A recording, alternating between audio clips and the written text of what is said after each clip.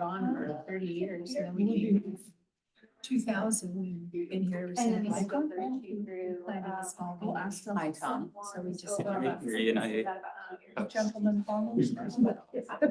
Should be a. Hello, how are you doing? We have a gentleman. Oh, yeah, those guys were just. What does that mean? So, do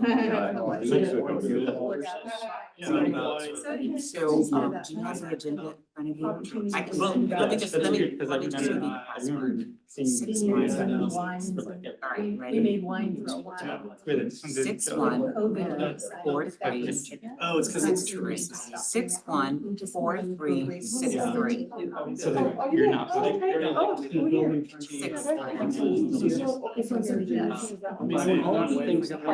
all right, thanks. I have right now. No, never turn.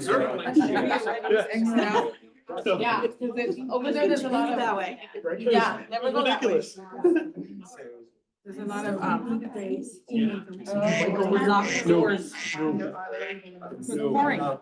My car is out back. Boy, on Twitter, I hear that people in the Netherlands, they are such big bike people that they bike in all weathers and we should say that in America too. Of course, I believe so too. I really do, but. They do? Do they really Oh, yeah. bike in the right? Oh, yeah. Yeah, there is no difference. It doesn't matter. And I have a full rain outfit. Like, I can dress up in the sense that I'm not gonna single drop of water. okay, good. But from, I couldn't see the lines where I was driving because of the rain. Yeah, how the hell is someone gonna see me driving? Right. Yeah, this is a dangerous drive. At this time, People it's, don't respect bicycles. they enough. don't at all. And so it's just, it's frustrating that the infrastructure doesn't allow me to be safe. That's great. Found that out. You know, and we have all of this open space. None of it is dedicated to alternative transportation. You know, but what, you know, I mean, what do I know? My husband bought me a bicycle for Christmas now, which I have yet to be on. Oh, well, the weather's been crappy. You know The what? weather's been bad. It I've has been to stay sick. fun. It has to stay fun, otherwise why bother, right? And it's, I'm scared. Oh, yeah. Yeah. Where are we gonna go that I'm gonna feel safe enough? I haven't been. Well, and I'm pretty fearless. There's categories of like biker comfort. And I'm probably one of the top tiers. He biked here to the last meeting and I. This was nice weather. Yeah, it was, but I was afraid for you as I saw you ride by. Yeah, I know those trucks were. And I do a lot of sidewalk riding when it comes to this area, you know? There's been so many close calls where I see other people do stupid stuff, like look at this body, it's beautiful, I want to keep it that way. So, it's, I don't wanna be in a coma somewhere. no, not at all. Not at all. Well, during this way back when, I was listening to this about the Chamber of Commerce, I said, well, you do one of those things that people do with, you know, object to the. Yeah. Yeah. Because it's difficult for poor people to get here. It is. It is not equitable if you want to tackle it from that angle, you know? Yeah. How the hell is East Salinas gonna get here? I hate to use that as, you know. Well, there is a bus route, but, you know, it's inadequate and inadequate. Not nearly enough. It had to have been. And there's no reason for anybody to jump on the bus that comes every hour, every other hour. On the other hand, moving it here was actually one of the catalysts that allowed SCCIA to agree because there was a lot of criticism. There was a gap. Of the offices moving out of downtown and they decided that they needed to do something. Yeah, no, I agree. And here you are today. Here we are. Although I'm a chamber appointee. Oh, you are, well, good for you. Yeah. Well, we are chamber members, so. That's right. You have Well, you know, and I just renewed a membership when it came up for renewal. I didn't even, I was like, whatever, renew. But thank you for the. I think it's important to be part of I those really things. do appreciate it. Yeah, sure. Oh, I You know, know. They've been a good ally. I know. Yeah, I mean, I think we have many of the And I same, was thinking. goals, Yeah. to be honest. That's why I asked. You You guys think. At least. I don't see the conflict of interest There where, we go. Find out you know, what's I the- mean, we have, yes, we get funding from the city, but at the same time, How are you doing? so much of our city. Stay dry. You know, we're fine. Well, yeah, whatever. it just started raining, so I got in the car to come over here, so. Exactly. Yeah, I was wondering, but, you know, like, oh, I'll grab the umbrella, it's just sprinkling, and then it was, Yeah. Yeah. Yeah, Okay. the forecast was for just like an hour, a couple That was times a like day. 3 months ago, 4 months ago. Just hit while we're traveling, so. Yeah. Oh. Here's an onboarding. good to see you. Nice to see you too. I got this from. How you doing, Keith? Some boys wanted me to ask you about his forecast. Waiting for one person. Mhm. Okay. Out of this measure. Biggest Assemblies Yeah. and autos. Raised for. What's the biggest thing? Head off, out head of off for the that? Those doors, The, those doors, The parking lot. huh? stairs. and- Parking? Parking was a little bad because elections. Yeah, I found a spot. Oh, you did? No, yeah, you had to move a little further away. Yeah. from the front door, and of course it was pouring rain Yeah, I know. outside. Yeah, I know. But. Yes. That seems- Remember what did you? Down on the far end. Put it on there. Oh, There's some spots. Well, here comes somebody here. Yeah. Street, like when you look at like on the highway, you can see like this.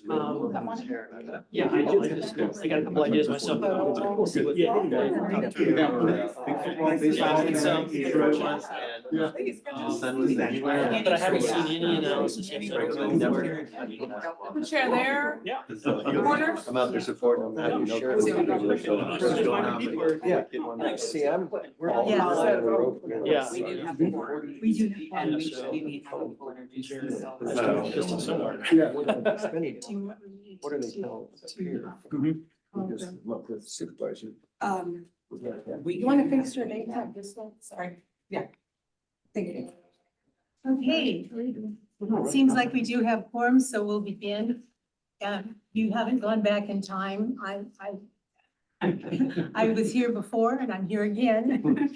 Apparently we have, our Sean and Norm, are not able to be here right away, so I'll help facilitate for now, and then as soon as they come, they can take it over.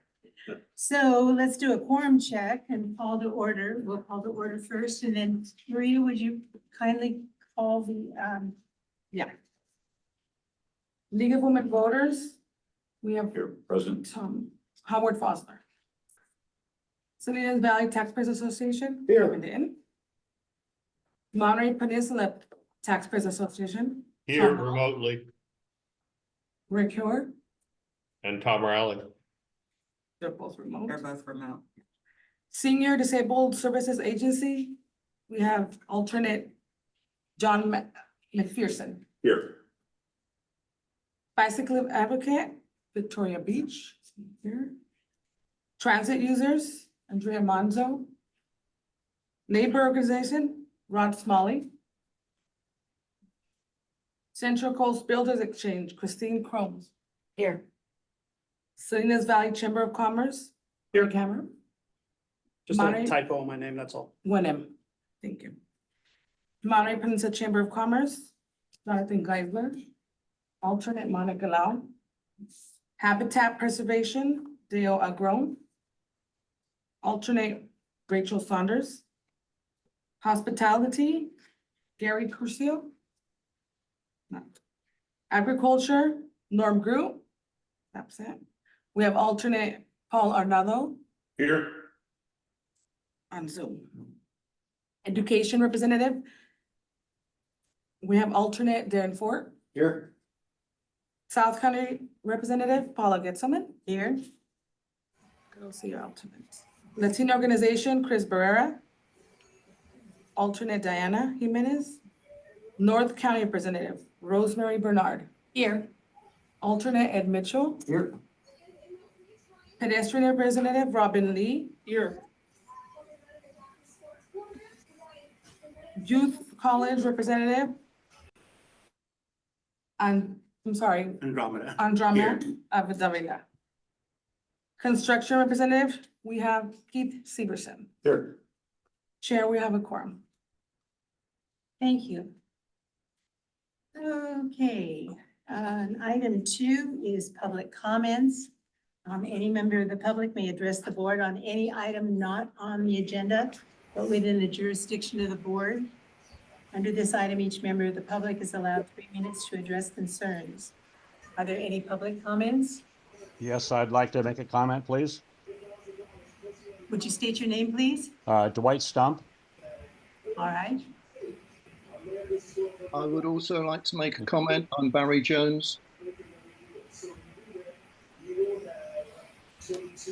Okay. Good afternoon. I'm Dwight Stump and I live in Corral de Tierra along Highway 68. I sent a letter last week to, are you able to hear me? Yes, we are. Oh, I'm sorry. I didn't see the clock going. I sent a letter last week to each committee member along with a copy of TAMC's so-called fact sheet for the Highway 68 project. The letter addresses the Highway 68 project with its proposed 9 roundabouts and the committee's responsibility to be sure that Measure X funds are spent appropriately and wisely. The project was presented to the TAMC board in 2017 with a PowerPoint presentation that promoted 11 roundabouts with false benefit claims and a projected cost of $48.2 million or $4.4 million per roundabout. The board voted to select the roundabouts as the preferred alternative. Now, only 7 years later, the projected cost of 9 roundabouts is $227 million or $25.2 million per roundabout. That's an increase of $179 million or 370%. A 473% increase if you're comparing the per roundabout cost. At the same time, Caltrans and TAMC has ignored the newer technology of artificial intelligence signal controls that can be installed at each of the 9 intersections and produce much better results with reducing traffic congestion. The total cost of the AI signal system is projected to be only $440,000 or 0.2% of the cost of the roundabouts. The proposed 9 roundabouts are opposed by many in the community, including the fire chief and the sheriff of Monterey County.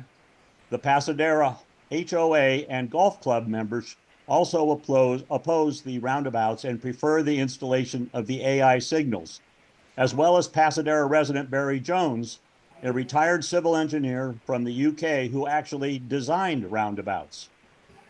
After significant input, Caltrans started investigating the AI signals to do a pilot study, and 4 of 9, and they are continuing to do that. I urge the committee to carefully read the letter I submitted and advise the TAMC board to stop the proposal for 9 roundabouts and have them support Caltrans in doing a pilot study of the AI signals that can be done in a matter of months.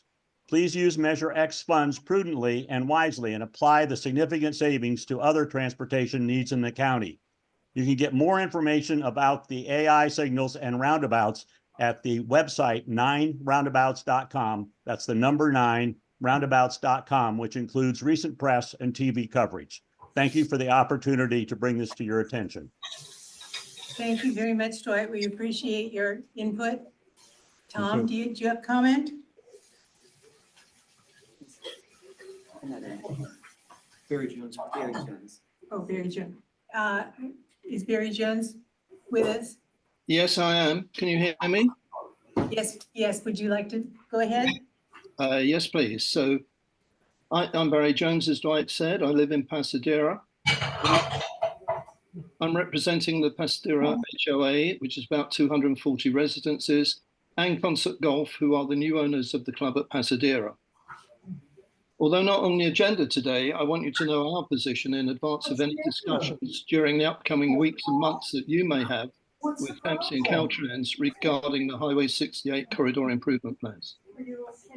Following attendance at public hearings, various discussions with TAMC reps, and holding a town hall meeting for Pasadena, both the HOA and Concert Golf submitted separate, very detailed responses to the draft DIR to TAMSI and Caltrans early in January.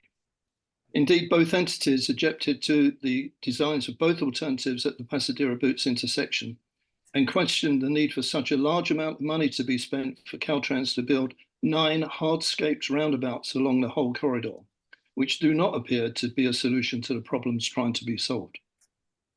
The HOA, Concert Golf, and the vast majority of residents and members that I have spoken to are very supportive of the AI-controlled signal solution that's been identified as a more effective and radically lower cost solution. This solution could be implemented within 9 to 12 months from now, rather than waiting for over 4 years for the first construction to start the probable 5-year build timetable for the corridor improvement. The bottom line is that both the HOA and Concert Golf support the position and recommendations made in Dwight's letter, which we urge each and every one of you to read and follow up on. In addition, I believe that there will be a significant challenge for TAMSI to obtain funding for the corridor improvement, as they will be trying to get approximately $150 to $200 million in grant money from the various government agencies based on improved safety claims. When looking at the basis of decision for agencies authorizing program grants, there are many roads and intersections throughout the county, state, and the whole country that have more serious needs for improvement, and based on much worse safety records than Highway 68. So it'll be interesting to hear how TAMSI get on with their application for funding. Add to this the continued rapid advances in technology, speed camera systems in LA, San Francisco, and San Jose and Oakland, and also local automatic license plate in Monterey. I urge TAMSI to refocus their EIR. So in conclusion, by evaluating and implementing the AI-controlled solution, this application rather than roundabouts, TAMSI Caltrans could become the leaders in leveraging modern technology and implement a state-of-the-art management system to improve flows and traffic safety throughout Monterey. And I respectfully suggest that the county could therefore make much better prudent use of the Measure X funding. Thank you, Mr. Jones. We appreciate your input. We'll move on to item number 3, consent agenda. We'll approve the staff recommendations for items listed below by majority vote with one motion, and there is only one item on the consent agenda, and that's approving the draft minutes of the October 17th, 2023 meeting. Motion to approve. Yes, Ms. Chair, as Teresa is beckoning to me, I did look through that, and the name Greg Hammer is repeatedly misspelled in there. So if you could just make the one amendment to make Hammer spelled with a 1M, that will ensure accuracy. That guy's nothing but trouble. We'll make sure that happens. Thank you very much. Thank you. Is there a motion? Motion to approve. Second? Second. Do we have to, can we just take a voice? Yes, you can. Okay. All in favor? Aye. Any opposed? All right, then the draft minutes of October 17th, 2023 are approved. Item number 4 is to receive a presentation on the duties of the Measure X Citizens Oversight Committee. Do we really not know what we're doing? It's a refresher course. Oh, good. So first of all, let me say good afternoon and thank you very much for being here. We have some new members, as you know, to this committee. So our committee chair had requested that at this meeting that we just have an overview of what your responsibilities are as a committee. As all of you know, it took a lot of effort to get Measure X passed. And there are those of you who are sitting at the table right now who were in there from the very beginning when we made this effort. One of the assurances that we gave to the public and part of the policies is that there needed to be a Measure X Oversight Committee. You actually have the full document in your packet, agenda packet. It's this one, it's like 32 pages. But what I wanted to focus on today are the pages that specifically talk about this committee and what your responsibilities are. So I will just walk through it real quickly. Again, this is the policies and project descriptions. This is what guides what gets done through Measure X and what each of the jurisdictions have identified what they're going to do, how the policy and the measure is divided up in terms of funding. But again, let me focus on specifically what you all do.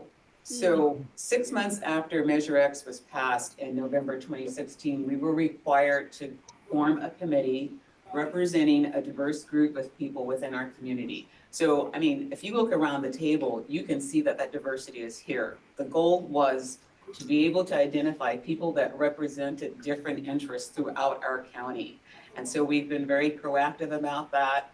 Our board took the extra step and said, hey, look, there are a couple groups here that we don't see identified in the policy. One was representation from North County. One was the importance of having a youth advocate at the table that could weigh in on these discussions. So our board has been very proactive about making sure that we meet that requirement.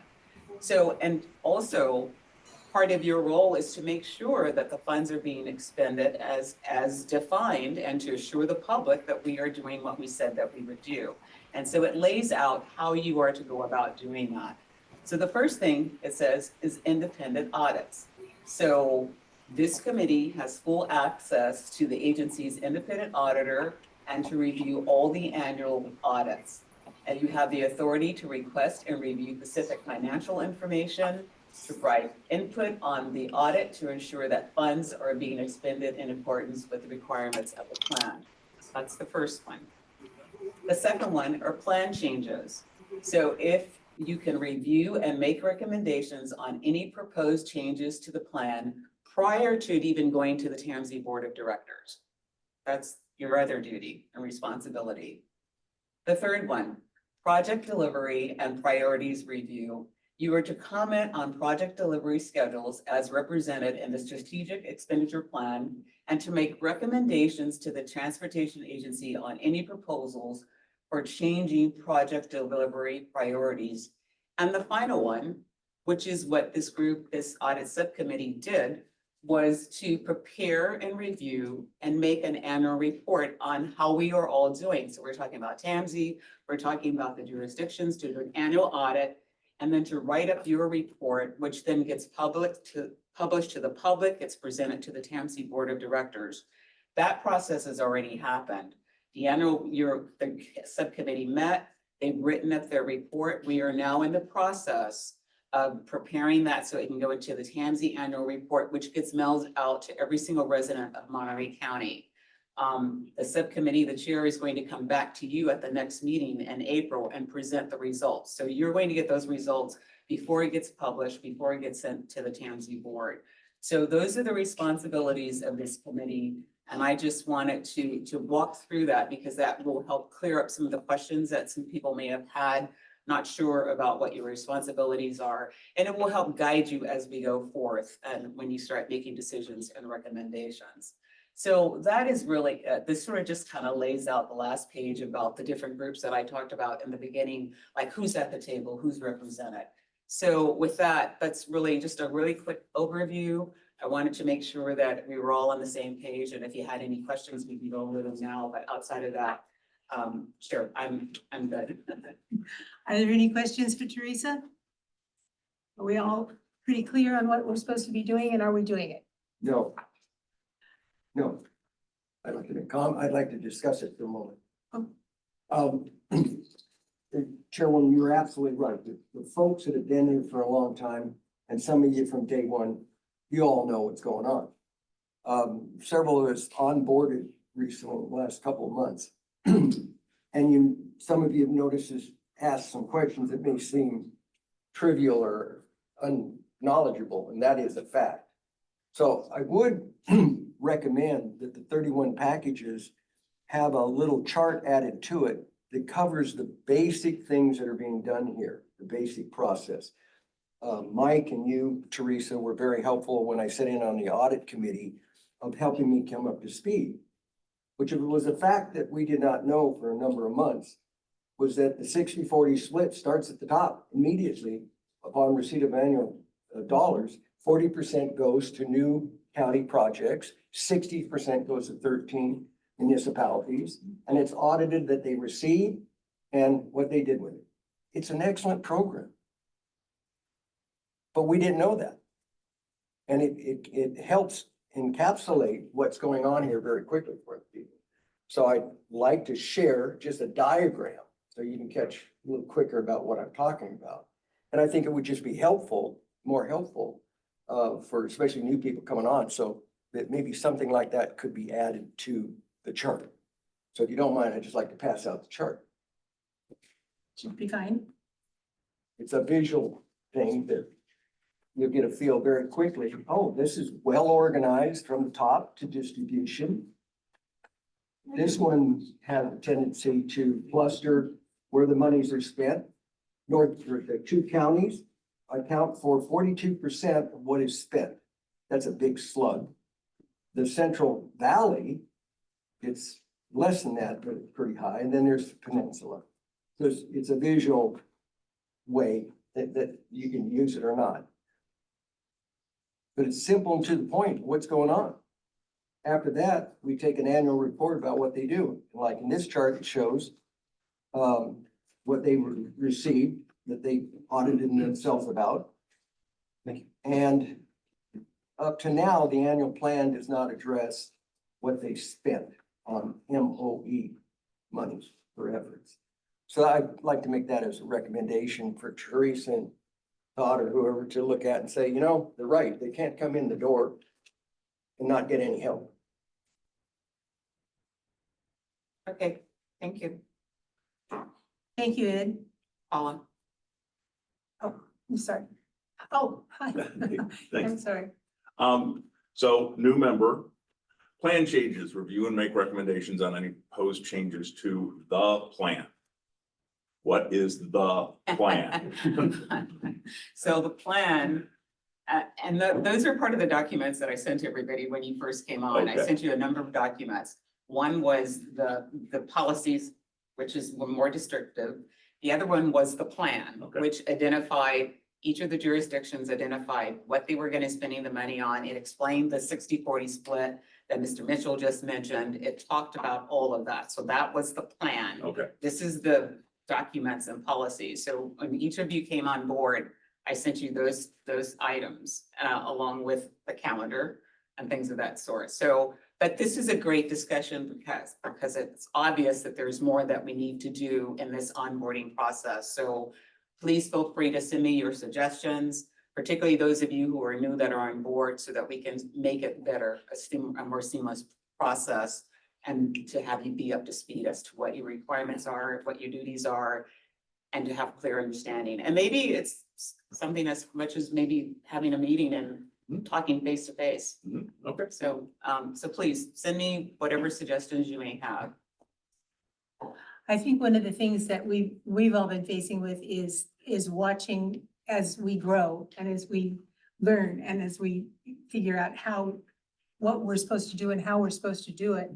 And I think this probably contains a lot of good information. I think this is something that we need to, when we do this again next year, we need to talk about how to include this. So keep those cards and letters coming, because that's what makes us all better. Okay, good enough. Are there any other questions or comments on this?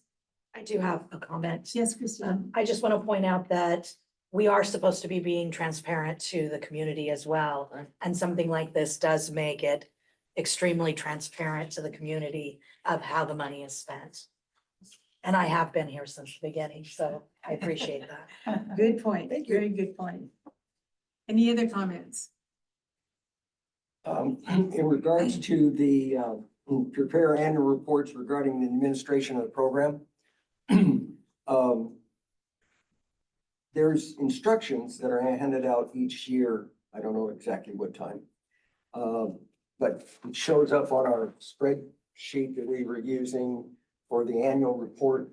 It was what the counties are supposed to report back. And on one of those areas, it's under independent audit financial statements for measuring funds.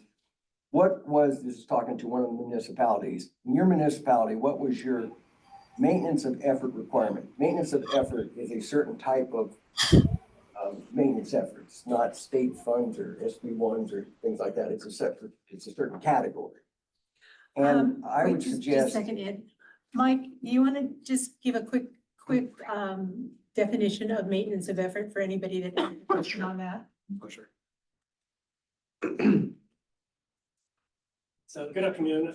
The maintenance of efforts is essentially a requirement of Measure X that the jurisdictions are required to maintain a certain level of spending on transportation projects in addition to receiving Measure X funds. So the idea is that the jurisdictions prior to Measure X were spending a certain amount of their general fund dollars on transportation. They need to continue doing that. They can't take Measure X funds and then divert their general fund monies elsewhere. The rationale is that for Measure X is that we had such a backlog of maintenance projects that needed to be completed. We wanted to ensure that the jurisdictions were being held to account, that they were putting the money that they were previously putting towards transportation projects, that was going to remain consistent, and that the Measure X was going to go on top of that to help them catch up in that backlog of maintenance projects. Thank you, Mike. And does anybody have any questions about maintenance of effort? Was that a good explanation? And Paula, we're gonna be going into more detail later on the agenda with Sand City's maintenance. Perfect. Okay, Ed, do you want to go ahead? so given that there's supposed to be, what happens in the report though, does not ask for how much they spend on MOE. And I would suggest that the guidance form, I'd like to recommend that Todd and Mike and other people take a look at this area of just changing this item D into how much did they spend on their MOE. I'm not saying throw out them telling you how much they're supposed to be spending. There's an example here, 260,000 was sent to you. Yes, I received $260,000 and my maintenance of effort is 525,000, 100,000. But how much did you spend? Right. So I think it's a minor change to gain better visibility. And I hope that you will keep this in mind, and when we come up to this, it happens at the 31st of December every year, we're supposed to have all our information at that point. So that's something that you're gonna want to bring up again. I'm sure Mike is listening and Todd is listening, but in the meantime, if you'll bring that up again when we're ready to do that, I think that would be an excellent suggestion. Thank you. Terrific. Okay, we are gonna do a little revising here. Item 6, receive presentation and provide feedback on Sand City's request is going to move up. We're going to hear that now. So if Mike Zeller will. Yes, good afternoon again. I'm Mike Zeller. I'm TMC's Director of Programming and Project Delivery. So thank you for the question on maintenance of effort. That helped knock out about half of my presentation so far. So here today to talk about maintenance of efforts requirement as it relates to Sand City. As you'll for members that have been on the committee for a while, and we've had this discussion previously, as you'll recall, we in 2019 modified the way that we calculate the jurisdiction's maintenance of effort to be either the same as what they have to maintain for their receive their Senate Bill 1 Local Streets and Roads Fund, or the expenditures that they had in fiscal year 16-17, the year before Measure X went into effect. Whichever one of those two is higher, that's how we set each of the jurisdictions' maintenance of effort requirement. And then that number gets indexed annually for inflation. So for Sand City in particular, their maintenance of effort was set as the same as their Senate Bill 1 requirement. And that is an average of their expenditures from fiscal year 2010, 2011, and 2012, which resulted in a maintenance of effort for the city of just under, at the time, $500,000. I think it started at about 480,000. With inflation, it's up over $500,000 now. Based on the formula for how Measure X funds are distributed, based on 50% population, 50% lane miles, Sand City only receives just under $40,000 in Measure X funds. So there's a fairly wide discrepancy between what the city is receiving in Measure X funds versus what they're maintenance of effort is, so how much money they had to continue spending in order to receive Measure X funds. Since fiscal year 2019-20, Sand City hasn't been able to verify their maintenance of effort, that they have met that level of spending to receive their Measure X funds. So based on the policies of Measure X, TMC has been withholding their disbursements of Measure X funds until the city is able to come back into compliance and meet that maintenance of effort requirement. Today we have the city manager, Vivica Norgard, as well as Jennifer Pope, the finance director, here with us to help answer any questions. We've been working closely with them to try to address this issue, to help them resolve the issues and get back into compliance so we can resume their disbursements. The city has recently sent us a letter that was included in the packet, stating that there were some, after some turnover in the city, some changes with the, I believe with the auditing company as well, that came to realize that there was perhaps some miscalculations that went into how the city was reporting their transportation expenditures, which resulted in an artificially high number, that almost $500,000 that we used to set their maintenance of effort. And they made a request to reduce it down to closer to about $200,000. The city today has provided us with some verification of their recent expenditures from the past 4 fiscal years, which upon averaging those would come out to about $200,000.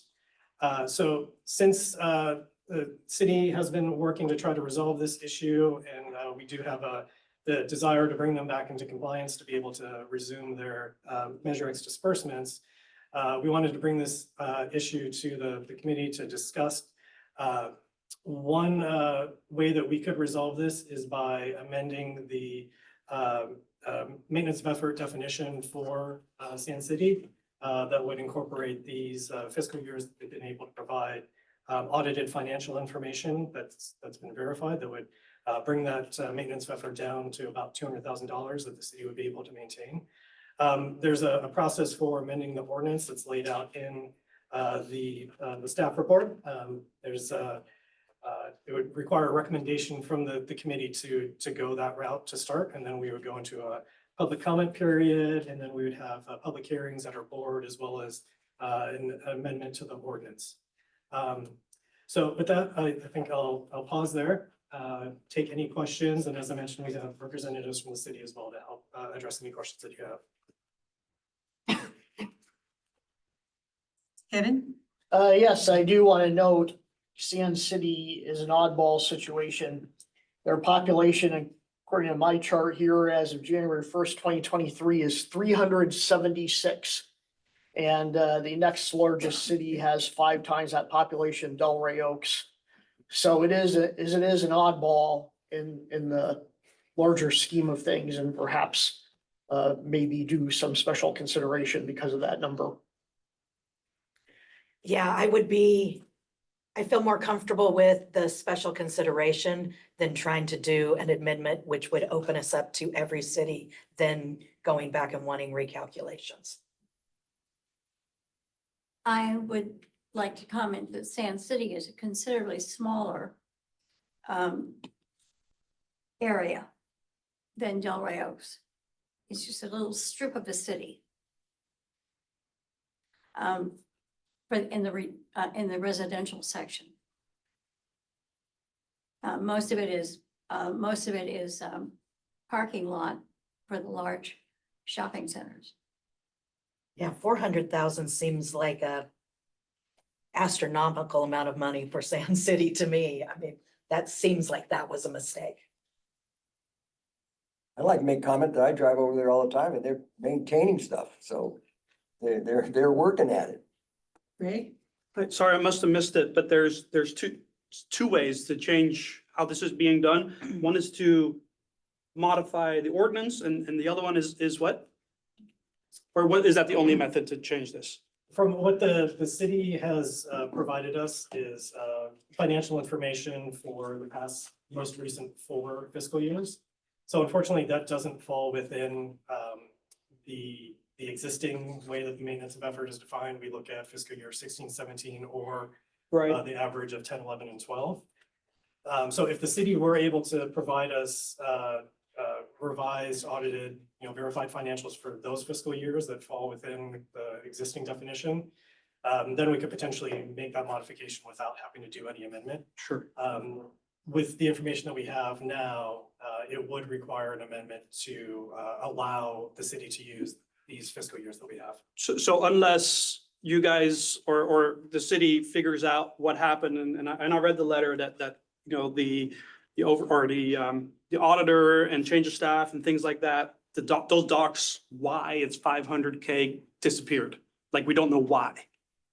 So we don't know what big thing happened that caused it to be that high. Like, I'm happy to come up if public comment is open, or I don't know, maybe less formal here, but I'm Viva Canolgard. I'm the city manager for Sand City, and with me I have Jennifer Pope, our finance manager, and just want to initially just appreciate you even having this conversation, and I really appreciate Todd and Mike inviting us here and bringing this up. And I gotta say, I absolutely love the questions like, what is the plan and how did we get here? Because as a relatively new city manager, this is one of the things I've been grappling with, just even understanding Measure X funding and how we got to where we are now. And in digging back to the historical data on 2016 and 2017, we reached out to the auditors. They have no documentation. Our prior, Jennifer Pope is new. Our prior finance manager didn't have the documentation. So we've been working with Todd and Mike to figure out, in the absence of us having the information of what went into the initial analysis for this very, very high MOE, what else can we do? And that's where Mike came up with the solution, I think, of the ordinance amendment. I don't think that we have that information. I think it's just. Yeah, we're in the process of really updating our financial systems in Sand City. When Jennifer arrived, everything's still kind of hand entered. And so there's a lot of changes and upgrades that are happening. What we do know is that we do, thank you, have maintained our streets. We've actually resurfaced, we have our city engineer also online. We've resurfaced about 16% of our streets in 22 and 23. Partly that's because of a development that went in, that we required that they resurface some of the streets. Partly it's the city's use of its own general funds. And over the last 4 years, we've spent approximately, on average, on normal street expenditures that would qualify, approximately a little over $200,000 a year. So nowhere close to the $500,000 we're supposed to spend in order to get this funding. So anyway, but I'm happy to answer any more questions. Mike, given the fact that these documents are not available at this time, does that leave us with just one avenue to move forward, or are the two still available to us? From what it sounds like, I believe we just have the one avenue to be able to move I'm sorry, I forward. can't quite hear you. I'm sorry. I believe in the absence of having the historical financial information, I believe that leaves us with just one avenue to be able to proceed. So this really is, this is informational to a certain extent, but we are really left with only one option here. Is that correct? Only one option that fixes the problem for Sand City. The other option is to take the money and redistribute it to the other jurisdictions. Right.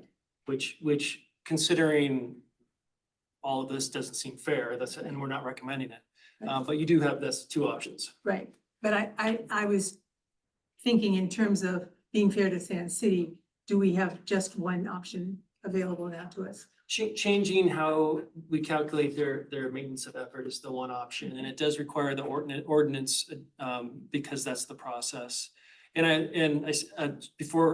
One other thing I would like to mention is, it is a little arbitrary that we pick these years and defined and what the cities submitted to the state in those years. At least two of the cities, their number is 0. So it just happened that Sand City submitted a high number and they got kind of snagged by it. So I just want to be sure everyone knew that. Christy, did you have something to say? So my question would be, what do you see as a blowback from it? If all of the cities can then go back and recalculate their number? Do you see any blowback? Well, I don't believe so, because we would not be recommending that. That's not the change that we'd be bringing forward. and it would- we can't hear you. I'm sorry. I wouldn't see blowback because that's, the recommendation would need to come from this committee, and that's what would start the process. And so that's what we would then bring to our board. So we wouldn't be making a recommendation for other cities to be able to make changes. But if a city does ask to, because we've now changed the ordinance, would that negatively impact Tansy? In your estimation? What if everybody were to ask? So we would tell them no. You all, it runs through you Okay, and, that's my question. Is there any controlling factor there? yes, I mean, we would not recommend it. You would probably not recommend it. The board then would make a decision, but it has to be based on a recommendation from this group. Okay, that's what I needed to know. Yes, ma'am. I may have questions for both. I just wanted to get a little bit more of the understanding of the history. It says currently in the report from the staff, as amended, we use these two techniques, either 2010 through 2013 or 2016, 2017. At first, when I read this, I thought it was some kind of state thing, but what you're saying is we're just relying on SB1 as a reference, but it's not, it was a decision by locally in the county to use those two time periods it was a TAMC or committee-related decision. It did come through this committee, originally, from the historical perspective on it. I believe the original recommendation was just to use the average of the SB1 years. When we had the discussion with this committee, it was recommended that we should perhaps also include fiscal year 16-17 and choose the higher of the two. And what year did that take place? If you could refresh my memory, I might have been there in the room, but I do not It remember. was in 2019. 2019. So at that point, it wasn't looking back that far, a little bit though. And then the question for the city manager is a little bit more about the timeline. So what actually is lost and what was found? So I know you're new to the job, but so when you stepped in and looked back, how many years of 200,000 do we have? It says in recent years, that's kind of vague. Oh. But, and where did the records start? So the 200,000 figure is an average. It's actually 209,000. Is an average of fiscal year 19 to 20, 20 to 21, 21 to 22, and 22 to 23. So we have So 4 up years. through the most recent fiscal year that's ordered, and that's from our street reports. Is that what they called it? Audited reports. So, and that's from also working with TAMC staff to see. I think when you look at those reports, what the city may have been doing is adding in some very unusual expenses, like the purchase of a street sweeper, for instance, and using that as, so then that becomes a much larger amount. That's not it's a very unusual expense that, and from my understanding is that the MOE should actually be looking at what are your normal street expenditures, because the purpose of the funding, excuse me, I'm losing my voice. Yeah, Okay, did thank that you. answer your question? No, that's perfect. So then we're choosing between a 3-year average from a handful of years ago or a more recent 3 to 4 year average. And the 3-year averages were adjusted for inflation over time for other jurisdictions. So I'm just trying to see like, what is the impact? Like, how weird is it, this thing we're proposing to do? And it sounds like it's not that weird. It's as if we're taking a post-adjusted inflation numbers from 3 or 4, from the last 3 or 4 years. And that might be equivalent, you could argue, to something further back that's been inflation adjusted. And it also, I think you've answered my question, the staff, that this is within our control. We decided which years to pick originally, and we could revise it as an exception here because of lost records. And we can consider whether to revise it later for other folks if we choose. Excuse me just for a second. Mr. Gomez, did you have a comment or a question? Yes, I do, and I apologize. For some reason, I can't get the raise my hand feature up. So I noticed that Mr. Hewer raised his hand, but if you don't mind, I can just quickly add to some of the comments. All That'd be right. okay? Mhm. Okay. Well, good afternoon, everyone. My name is Leon Gomez with Harrison Associates, contract city engineer for the city of San City. And believe me, if Vivica looks tired from working on this Measure X program, I've got her beat by about 10 years. We've been looking back at this for a long time. And I just want to raise a quick issue of parity, regional parity. Even if we look at dropping the MOE requirement for the city of San City to 200K, if you look at the table summary that TAMSI provides of the regional cities in the area, we've got cities with a lot more lane miles, a lot larger population, a lot more area coverage that have a much lower MOE than even that. I think Delray Oaks is in the 60 to 61K range. I think the city of King City, which is significantly larger than we are, is in the 50 to 55,000 MOE range. So there is something about that calculation that you're exactly right. It's peculiar when it's applied to San City or the way that formula was derived. And as Vivica stated earlier, I just like to state that we're doing, as small of a community as we are, we've managed to achieve some pretty significant street maintenance over the last few years in the spirit of the program and in the spirit of spending public funds wisely on improving our infrastructure. So that's what I wanted to add to the conversation. Thank you for hearing me out. Thank you very much. John? Well, did you have? Yeah, so one thing I did want to add, I mean, it's just going over the letter and just the other information that was provided to us. It just seems like, again, a lot of the MOE figure was based on records that we no longer have. My question is, do we have any jurisdiction over or any authority over future record keeping or, I guess holding San City accountable for that, just to ensure it doesn't happen again? Yes, part of this, every year the jurisdictions are required to submit an annual report on how much Measure X funds they received and how those were spent and that they maintained compliance with the program. Part of that is that they have audited financial records that they need to provide to us. So that does include information on what their MOE is, what their transportation expenditures were for their general fund, and all of that is independently verified. So if there were any lapses going forward in the future, it would come through those annual reports. That answer your question? Yes. Okay, good.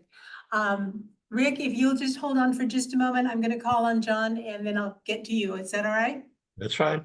Okay, So do we have, because we're talking about, okay, what's the impact on a broader basis? Is there any other municipality entity that is in this boat where what the number is that we're measuring them against is 2.5, almost 2.5 times what their current expenditures are? Or is this an outlier? This is an outlier. Okay, thank you. thank you, John. Rick, did you have something to say? Yes, I do. A little history here for a lot of folks. One of the main reasons Measure X passed was inclusion of maintenance of effort. Our organization had actively opposed all the previous measures. The idea being, too often when a tax gets passed, to add something to be done, the jurisdiction spends less that they used to spend before and replaces it with the tax money. So the idea was when it got passed, whatever people were spending, they continued to spend. So my concern is, while I empathize with San City and their issue with the records, you start saying, from what I understand is being proposed, if we were to do this, is we're allowing a refiguring of the entire time frame. And that would have to be available to anyone else as well. I foresee the potential of a lot of different changes happening, and I don't know that you can say no to those. So, I think it's between a rock and a hard place, but San City indicated at the time that's what they were spending on the things, and that's what we've gone with. And I don't see a way around it. But the key is to keep folks spending what they were spending before. And yes, there were some jurisdictions that weren't spending much money before, and that's unfortunate, but we had to base it at that point in time. But revamping of the MOE methodology opens up a potential hornet's nest. Thanks for your input, Rick. Appreciate it. Mike, can I ask a quick question? I've been with this group since near the beginning, and ever since I've been on board, we've been talking about this. So this isn't something that just came up recently. This has been going on from the get-go. Is that correct? Am I remembering correctly? Excuse me, essentially, I believe that there was either the initial 1 or 2 years, the city was in compliance. And then since 2019, the city has had difficulty meeting their MOE. So they were in compliance for 2 years with the. I believe so. And this was before we changed the maintenance of effort definition. Okay. And the first year of Measure X was a partial year. So there wasn't a maintenance of effort really for the cities to comply or meet at that time. They reported on it. But the funds were distributed because it was started in the middle of the year. Is there any more are there more comments? Ed? I'm slow boy, so we're going back to the beginning here. Am I to understand that a Measure X funds will not be issued to a municipality if they don't meet the MOE? Yes, that's correct. So they're never gonna meet. Because I'm big, I agree with the guy from MPTA that we wanna really keep the funds going into maintenance efforts. But there's gotta be something available to us, and I also agree with him that we don't wanna open up the whole, get all the cats running all over the place. But I don't have a feeling that they're taking their money. I'm trying to see that they are spending it on maintenance. If they were given $36,000, they spent it on those type of efforts. Christie? So, that's where I was going at the beginning, but I'm gonna come full circle now and say our safeguards are already in place because we're already requiring that they meet that number. So all of them are already meeting that number. So even if they did ask to recalculate, they would still be recalculating at that same number because they've been having to reach that number. Right? 500,000? Not San City, or but other but jurisdictions. the other jurisdictions. Salinas, for instance, whatever their numbers, $300,000 say. They would still be meeting that 300,000, even if they asked to be recalculated for 19 to 20, 20 to 22, because we required them to meet that to get their money all this time. Yes, so if the idea is that if a jurisdiction came in and asked for their maintenance of effort to be reduced, all the other jurisdictions have been meeting their maintenance of efforts, so they haven't met the higher level. Well, and it wouldn't be, it would be a recalculation. Right. We're just asking to look at a different time period. If any of these other cities come in, jurisdictions come in and ask us to look at that same period of time, their numbers should be the same because they've continued to meet their, Kevin, did you have?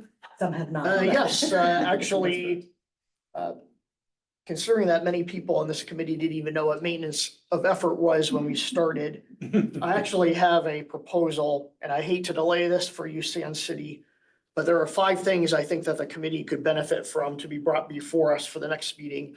The first is a table that shows the maintenance of effort for each city and the county compared to road miles and population, so that we can actually say, yes, San City is an outlier in the whole situation, but we need to have some sort of numbers to actually prove that. Next, the original maintenance of effort policy that we had in 2016. 3, the staff report and the resolution for the 1 amendment we made in 2019. 4, documentation from San City actually showing from an accountant or some sort of official source that they have lost their records and there's no way they can be found. And 5th, I wouldn't mind just having a resolution drafted by staff in front of us that we can amend if necessary and then vote up or down on. That would be actually what I'll make a motion on this, to direct staff to do it, and then we can open it up to conversation on it. But, obviously, I'm taking the position here, we're not ready to issue a recommendation today. So I'll make a motion. Can I comment on them? Well, you're gonna make a motion, so you need a second. I will Sorry. second that motion to continue this conversation. Comment on. Yes. Your fourth point, some type of document from the city, is difficult. It's actually probably been a year at least now that we've been trying to get that from the city. And I mean, the letter from the city stating that they weren't able to come up with the original years is the document. So if you want more than that, it'll be very hard for them to, I mean, inexpensive to do a forensic accounting process to find out what they don't know. I'm just a little concerned about, I mean, you're looking at most of San City's staff right there. And it's just a very onerous, and that's what kind of why we're here. Yeah, well, maybe we could have the Stan City Council decide if they want to do that or not. Why don't we just stick that letter in the package? I'll just say documentation regarding Stan City loss of documents, so we can consider that letter as part of it. I don't want to cause trouble with the 396 people in Stan City who find out that you lost some documents, so they probably all know already. Greg, did you have something you want to say? Yeah, same thing along the lines of what my partners, whatever, are saying. I would be curious to see, I mean, yes, I completely understand 500 doesn't sound right, but like Chrissy said, we're opening the door. And yes, I know it's our committee recommendation, but in the interest of fairness and equity and all those things, I mean, I'm curious because Salinas has gained bodies and other cities may have gained or lost bodies. So how that, because lane miles probably wouldn't have changed much in the last couple of years. No one's really building new roads, but bodies do change. And I'm wondering how that changes the ratio of monies being spent. And if it is I mean, we all know that San City's an outlier because it's mostly commercial district. So I would like to see a list of how things could potentially change, positive and or negative for certain municipalities and a county. And other than that, once that math is done, it should be a more straightforward conversation, and potentially we can grab, you know, a rolling window going forward, say, as long as you've been doing this and you can show the last 5 years, and every year that just sort of moves along. I mean, I know we're opening a can of worms here, I'm sorry. And it's, 40K doesn't sound like much, but for a small city, that's restriping, Ortiz or something, I don't know. So I feel for you, but there's other questions. Did you have a comment? No, I think Victoria had her Oh, hand. Victoria, do you have? one? Yeah, I just had a question. So, Kevin raised some potential, issues to look into. Do we have answers to any of those at the meeting now? I mean, does anyone have information? So, for example, bringing up, what do you call them? Road miles? What do we call them? Lane miles. Lane miles. I don't know that we've ever looked at that. In other words, what are the lane miles? What's the ratio of expenditures to lane miles for a larger town versus a smaller town? That was obviously not chosen as a metric for the original, locked in calculation of maintenance of effort. Should it be? I mean, that's what we're asking. We're asking, is this whole thing fair? Is it fair? It's obviously no one thinks it's fair to San City what's going on. I don't think. That's what I understand from the room. But, is there some other thing that this is raising that we would uncover other unfairnesses? Or, it was that original, I mean, unfortunately, this brings up the can of worms of, was that original 3 or 4 year average plus the 16-17 idea, was that fair? Is it still fair? Are we discouraging people from spending more money? I can't imagine that's the case. Should this be a percentage of their budget? That kind of thing. So it just seems like it is raising a lot of questions. And I think then the question for the group becomes, do we want to raise those questions? Or do we want to help San City today? I think that is, it's twofold observation. Do we have any of the information folks are asking for now today ready to hand that could just be reported by staff? Are people maintaining their efforts as, didn't catch your name. Chrissy. Christie's talking about, long-term, do we see those trends in other jurisdictions that we could go back and hold everyone to account? And this really is the anomaly. No one else is missing records. Everybody else has a flat or at least observable maintenance of effort. Do we know that? Has that changed over time? When I see all these no's, it makes me wonder, what are the other no's? Do they have an exception they'd like to bring before the board? So I'm just trying to figure out what do we know now? So that maybe we don't have to do Kevin's resolution. I'm not against Kevin's resolution, but it is not addressing the moment, the urgent effort before us right now. Let me ask TMC staff, is this information that you have at your fingertips today, or will the group benefit by having this brought to the next meeting? I think the group would benefit by having it brought to the next meeting. There's some things like expenditures by lane mile that we don't have at our fingertips. We do have information on other jurisdictions having met their maintenance of effort and the audited financials that they've provided to us. But we also don't have specific language yet for how we would modify the maintenance of effort that Kevin had mentioned that we'd be able to workshop with everybody. So I think it would benefit to be able to allow us to put that together and have the committee have time to digest it before the meeting and then have a full discussion. So then maybe a friendly amendment to Kevin's. Well, I can add somebody else is speaking, but then I'll add two more things to that. Thank you. So doesn't the original calculation have the documents that are lost? I mean, I'm kind of fumbling around in my head. Why doesn't the calculation that was done in the beginning have those documents? Historically, here. Yes, here. Yes. I would think because they were using the calculation, why aren't they here?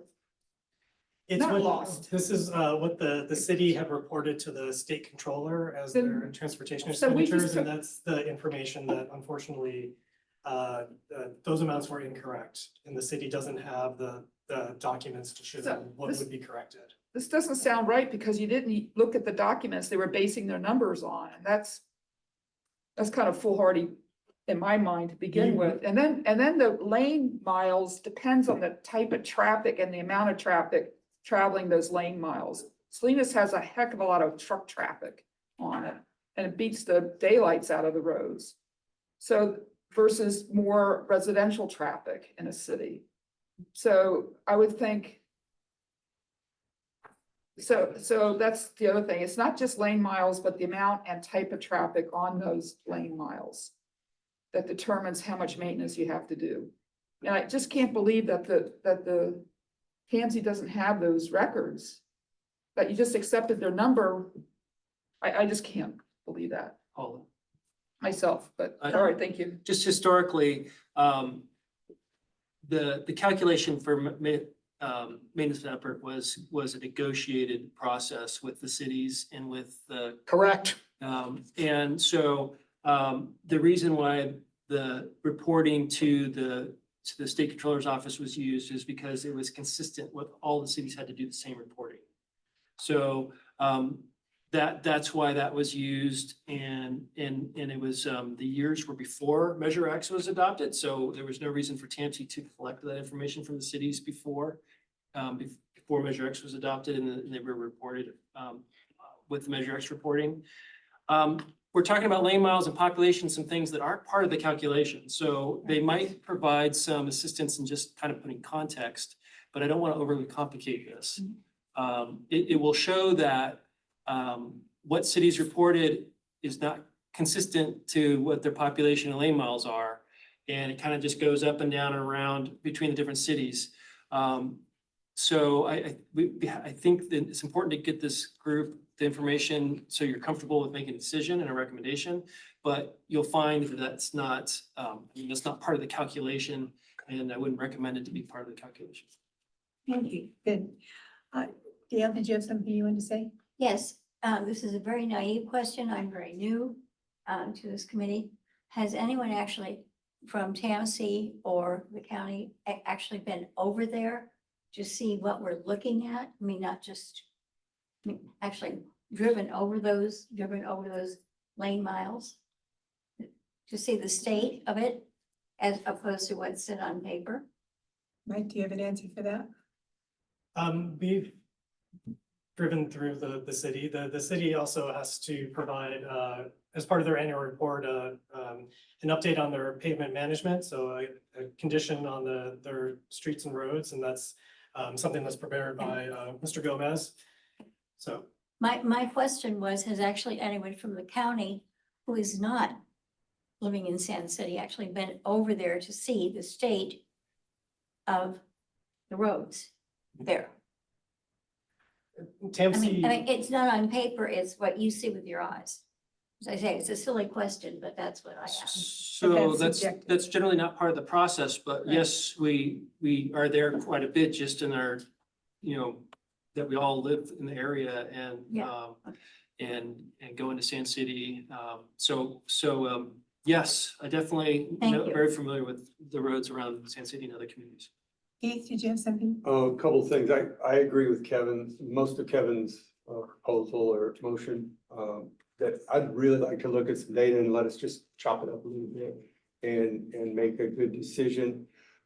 Has Sand City has been withheld a couple of years now, right? yes, Since Two? 2019. correct. 3 years now.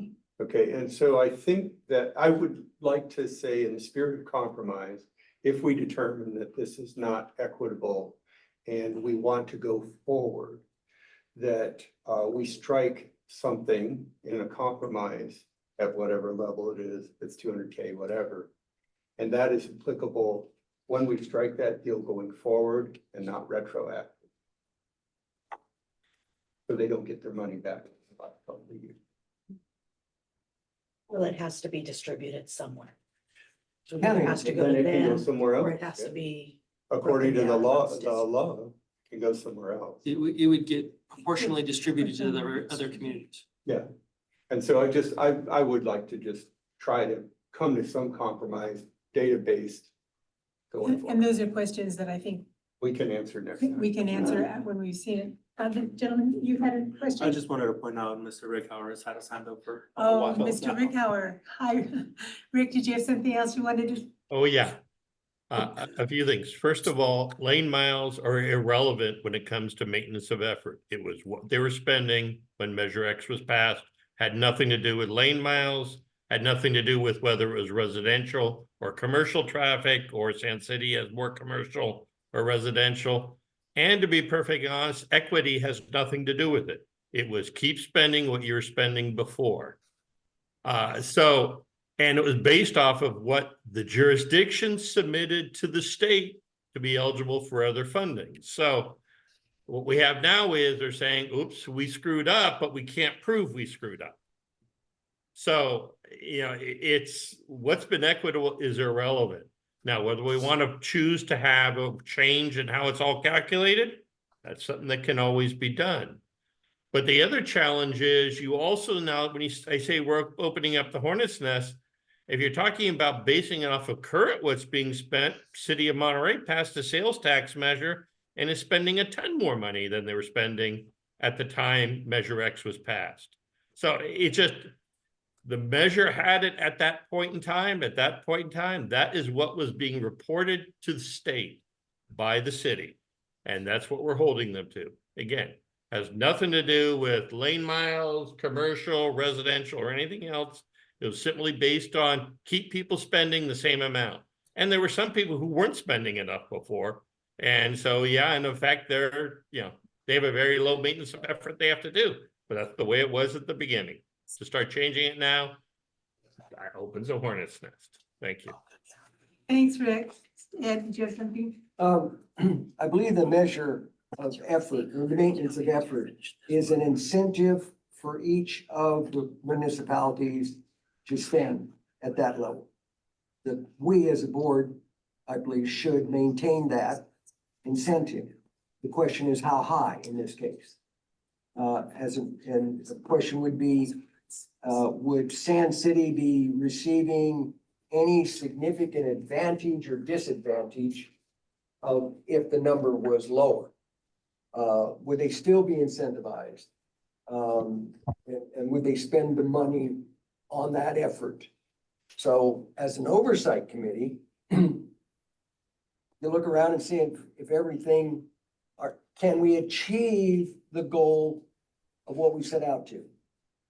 Have Measure X funds, have the municipalities incentivized to reach it and spend it.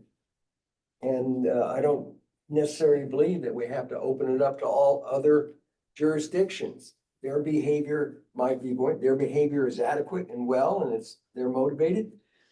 But we found something wrong here and see it that this small, I don't care if they're small, they're not getting money to fix the roads, which the people over there paid the taxes. So I think we could take the action on a single case. Well, I think one of the things that I think we'll all agree on is that we don't have enough information at this moment to make any decision anyway. And we have a motion on the table. Greg, did you have something you wanted Yeah, to just say? one last final thing. I apologize for linking the lane miles to this, because I didn't realize they were, anyway. There's a 2-year deadline. I'm sorry, after 2 years of non-compliance, you get to do it. Is that a hard deadline? Like you shall do this or else, or can we at least, when part of this motion or whatever, wait until the final disbursement, until the issue is settled? I mean, because I don't want them to lose out on 3 years or 120K if that's the direction that we're leaning into. But is there a hard deadline to say if they are still non-compliant, or can we postpone it until this issue is resolved? That's what's in the ordinance. We have been postponing it, wanting to resolve this issue. It's ultimately the board's decision. Understood. Okay. Thank you. That's all I got. I'm done. Okay, Yeah. my thought was that we really don't have, I think we all agree that we don't have enough information to make this decision right now. We all want to do what's best for Sand City. We want to do what's best for our group and for TAMC. It seems that we have a motion on the table to gather more information and to bring it back at the next meeting. Shall we take a vote on that? Can we repeat the motion? Yes, we are directing, and I'll send this to you. We are directing staff to present a table of maintenance of effort compared to road miles and population by entity to determine if Sand City is an outlier. 2, we want the original maintenance of effort policy. 3, we want the staff report and resolution that the TAMC board enacted in October 2019, the one that we had recommended to change calculation of maintenance of effort. 4, we want to include again, so that's in the packet, the letter from Sand City saying you can't find the files. And 5th, we like a draft resolution for possible amendment if desired for us to vote on that will address this problem. All right, we have a motion. It's been seconded. All in favor? Can I please make a friendly amendment? Which is that it not be exclusive, only those 5 things, but anything else that the staff would like to include to help us you've listened to the discussion, you know, the sorts of things that have come up. Any other not limited to the 5 things. Yeah, we can at add, least. yes, but not limited to. Thank Yes, you. let's stick that in. I will accept that amendment. Thank you. And I will Would we have accept to that vote on that amendment. Thank you. amendment? Seconder. Do we have to vote on that amendment? No. Can we- Motion was modified. Okay, all right, fine. All right, then. We have a motion. It's been seconded. All in favor? Aye. Any opposed? All right, the motion is carried. And staff will bring that information to the next meeting. Would be greatly appreciated. And thank you, Sand City people, for coming today. I'm sorry it's taken you so long, but as you can see, we're really concerned about this. We want to do what's right.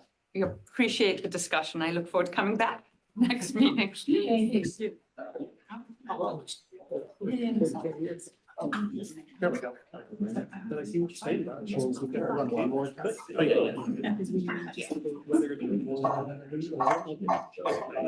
Yeah. Thanks, everyone, and thank you, Paula. I just decided to spend my afternoon on the freeway. So, not Monterey County, everything was good in Monterey County. Until you hit the county line? All the other counties. All right, so with that done, we'll be moving back to item 5, a presentation on local Measure X project from the city of Monterey. Looks like Teresa and Marissa, this is gonna come up. So as you can see, this is all timely with all discussion that's going on. Every meeting, we try to have a local jurisdiction come and present on what they've done with their Measure X dollars. So I want to ask Marissa Garcia to come up. She's a public works engineer for the city of Monterey, and she's going to do the presentation on what they've used their Measure X funds for. So Marissa, please come on up. Thank you, Teresa. Hi, everyone. I am an engineer from the city of Monterey.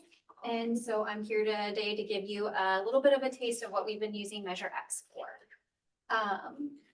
So just quick for context on the city of Monterey, we have 56 traffic signals. We have more than 222 lane miles.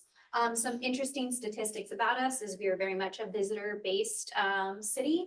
So we have this who uses our roadways, and you'll see at the top is residents, in the middle in the red is visitors, and at the bottom in blue is employees. It's almost a third split across the way, but you'll see it's very heavily on residents and visitors. We have some also other interesting facts, and all of these facts are available in the city's multimodal plan if you're interested in more information. So other really interesting things are that 87% of workers in Monterey actually live outside the city, and that 70% of the residents actually work outside of the city. And then some statistics on bicycle facilities. Some interesting facts about the usage of our recreation trail, which is one of our greatest bicycle and pedestrian facilities. Also, as something that was brought up in the last item is pavement condition. Although Measure X, I'll talk about how the ways that it was used, but our PCI is currently at 71, and this is also regularly reported as part of our Measure P&S committee. So updates on this are always available through that as well. So the city of Monterey uses Measure X in the following CIP projects, and we use these as broader categories. So we have the category of critical maintenance, identified safety projects, operational improvements to the transportation system, and the citywide adaptive signal system program. So for critical maintenance, just as an example, and I apologize, I don't know how that photo got moved, but this is where we did infrastructure for underground infrastructure for a traffic signal. An interesting note about this project is this controller cabinet was an imminent failure. If for example, we were to lose power to this traffic signal cabinet, PG&E would actually not have helped us because we no longer met their requirements for safety for them to actually open up the cabinet and do whatever sort of technical assistance that we needed. So we saw this as a very critical maintenance issue for us. We wanted that if anything were to happen, both PG&E and our on-site techs would be able to do whatever's necessary to bring the signal back online. For identified safety projects, a lot of what this fund is used for is for maximizing Measure X funds in order to go after other grant sources. So we've submitted RSTP grant applications, and we've gotten consultant support in order to improve our grant applications, especially for the active transportation program, which is a very time-consuming application process. And there is a significant amount of information that's required of us in order to have a very competitive grant application process. So there's two examples of what we've submitted in the past for ATP grants. We also did the design of the North Fremont Gap closure. This was used some of Measure X funds, but it also had other alternative sources for funding in order to design this project. And I'll talk about that a little bit later and as part of continuing efforts. And then also for identified safety projects as infrastructure improvements, we did a major parking lot improvement and our marina lot. And this Measure X funds went towards the recreation trail improvements. That was one of the components of funding sources for that. And for the fun picture slide, this is some of the efforts, and you can see our nice new recreation trail along the wharf. And then one of the reasons why we use Measure X was in order to fix these two issues over here, where there was a multi-lane threat at a recreational trail crossing. And then we raised all the recreational trail crossings as part of this project. So operational improvements to the transportation system. So we tried to do a lot with a little. And so we did for example, a signal operation improvement, which was to install protected lefts, and protected lefts have some safety improvements. That's considered a countermeasure. We also worked on speed related. So we purchased a speed radar trailer for our police department in order to address concerns in residences and on residential streets about neighborhood speed. We also did the engineering and traffic survey to establish our new speed limits, which will be going to council sometime in the next month or two. For traffic signs, we did the city wayfinding sign program. This was a funding component of that project. And then we did post and median alerts. There are these reflective bands. So at night, it adds additional visibility to medians and to traffic signs. And then we also did some rectangular rapid flashing beacons, and we also installed recreation trail bike and ped counters. So those were just recently installed. And so I don't have any information on counts, but that's something that we're looking forward to collecting. So here's some examples of some of the projects that we worked on. So this was one of the rectangular rapid flashing beacons. A cool part about this project is these are actually wave activated buttons. So you can wave your hand in front of them and it'll activate the rectangular rapid flashing beacon. Then we also have, it's kind of hard to see in the presentation, but you can see examples of the post alerts, which there are those red and black stripe and yellow and black striping.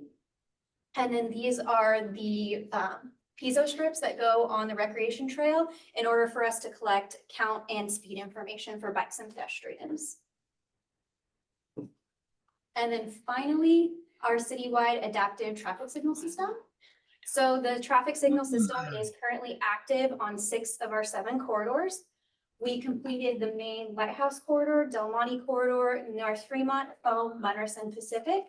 And right now we're working towards implementing it on Franklin. So there's 41 intersections on the system currently. That is actually a lie. It is now 44. I just had 3 go live this morning.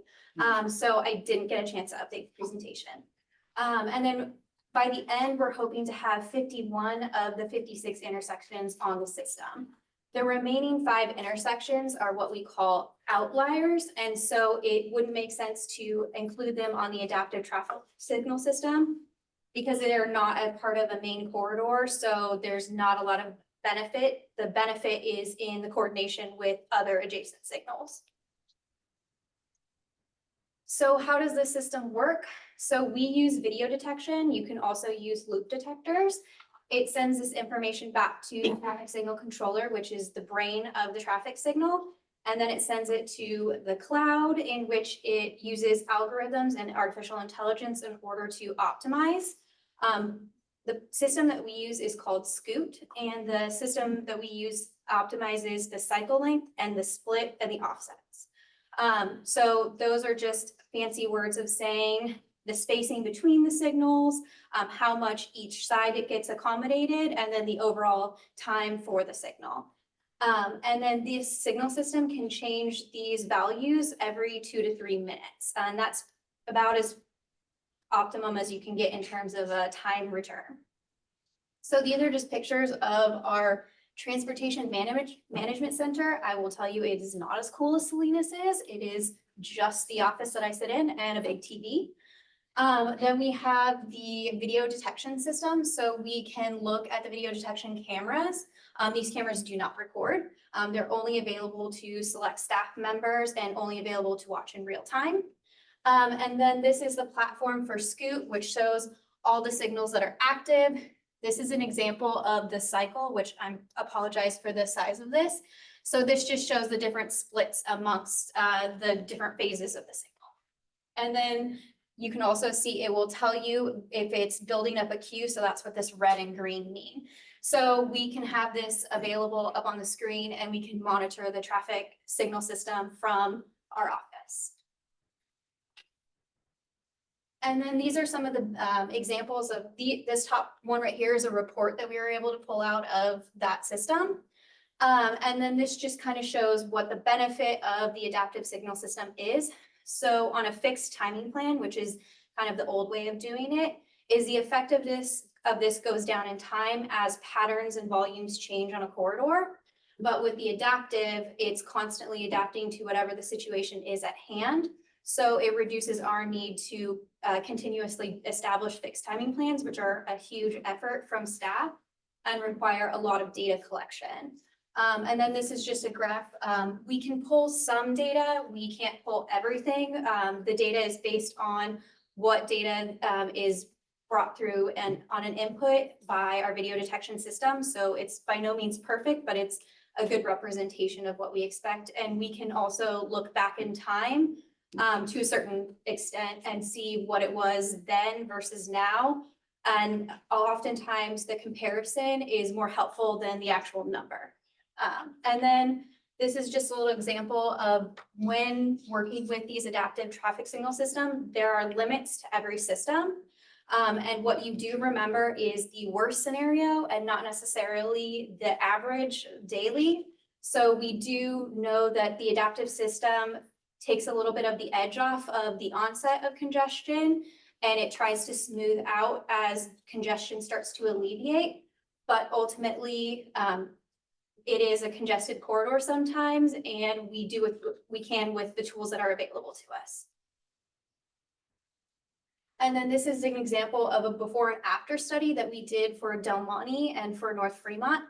I just got a draft report from the foam corridor this morning, and we had a little bit better gains in terms of reduction in average travel time and a reduction in average delay. But these are all some of statistics where you can see that we had a drop in average travel time, average delay, and average stops.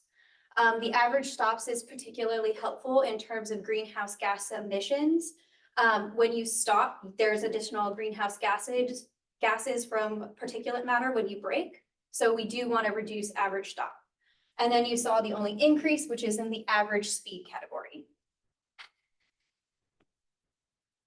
So upcoming Measure X efforts, we are going to be installing the adaptive traffic signal system in downtown Del Monte. So that's the 3 intersections that just went online today.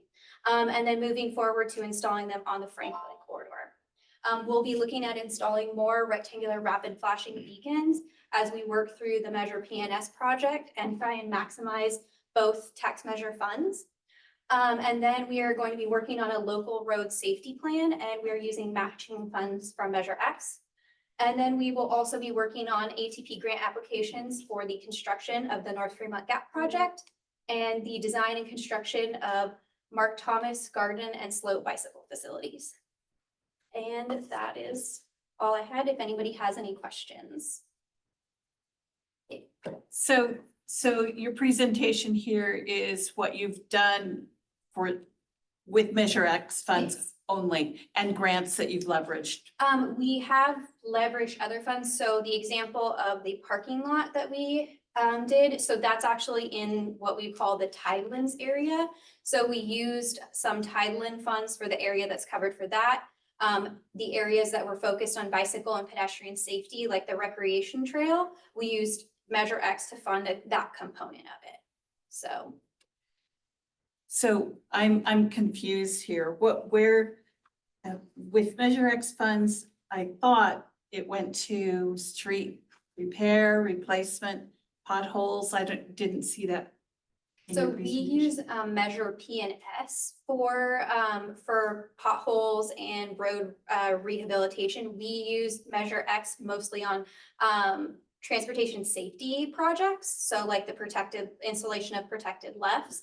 That would be an example of like a safety improvement on a signalized intersection. So that's where we chose to spend the funds. Every city and jurisdiction has a different priority, and they have different funding sources. So what one city might use it for is different than what we'll use it for.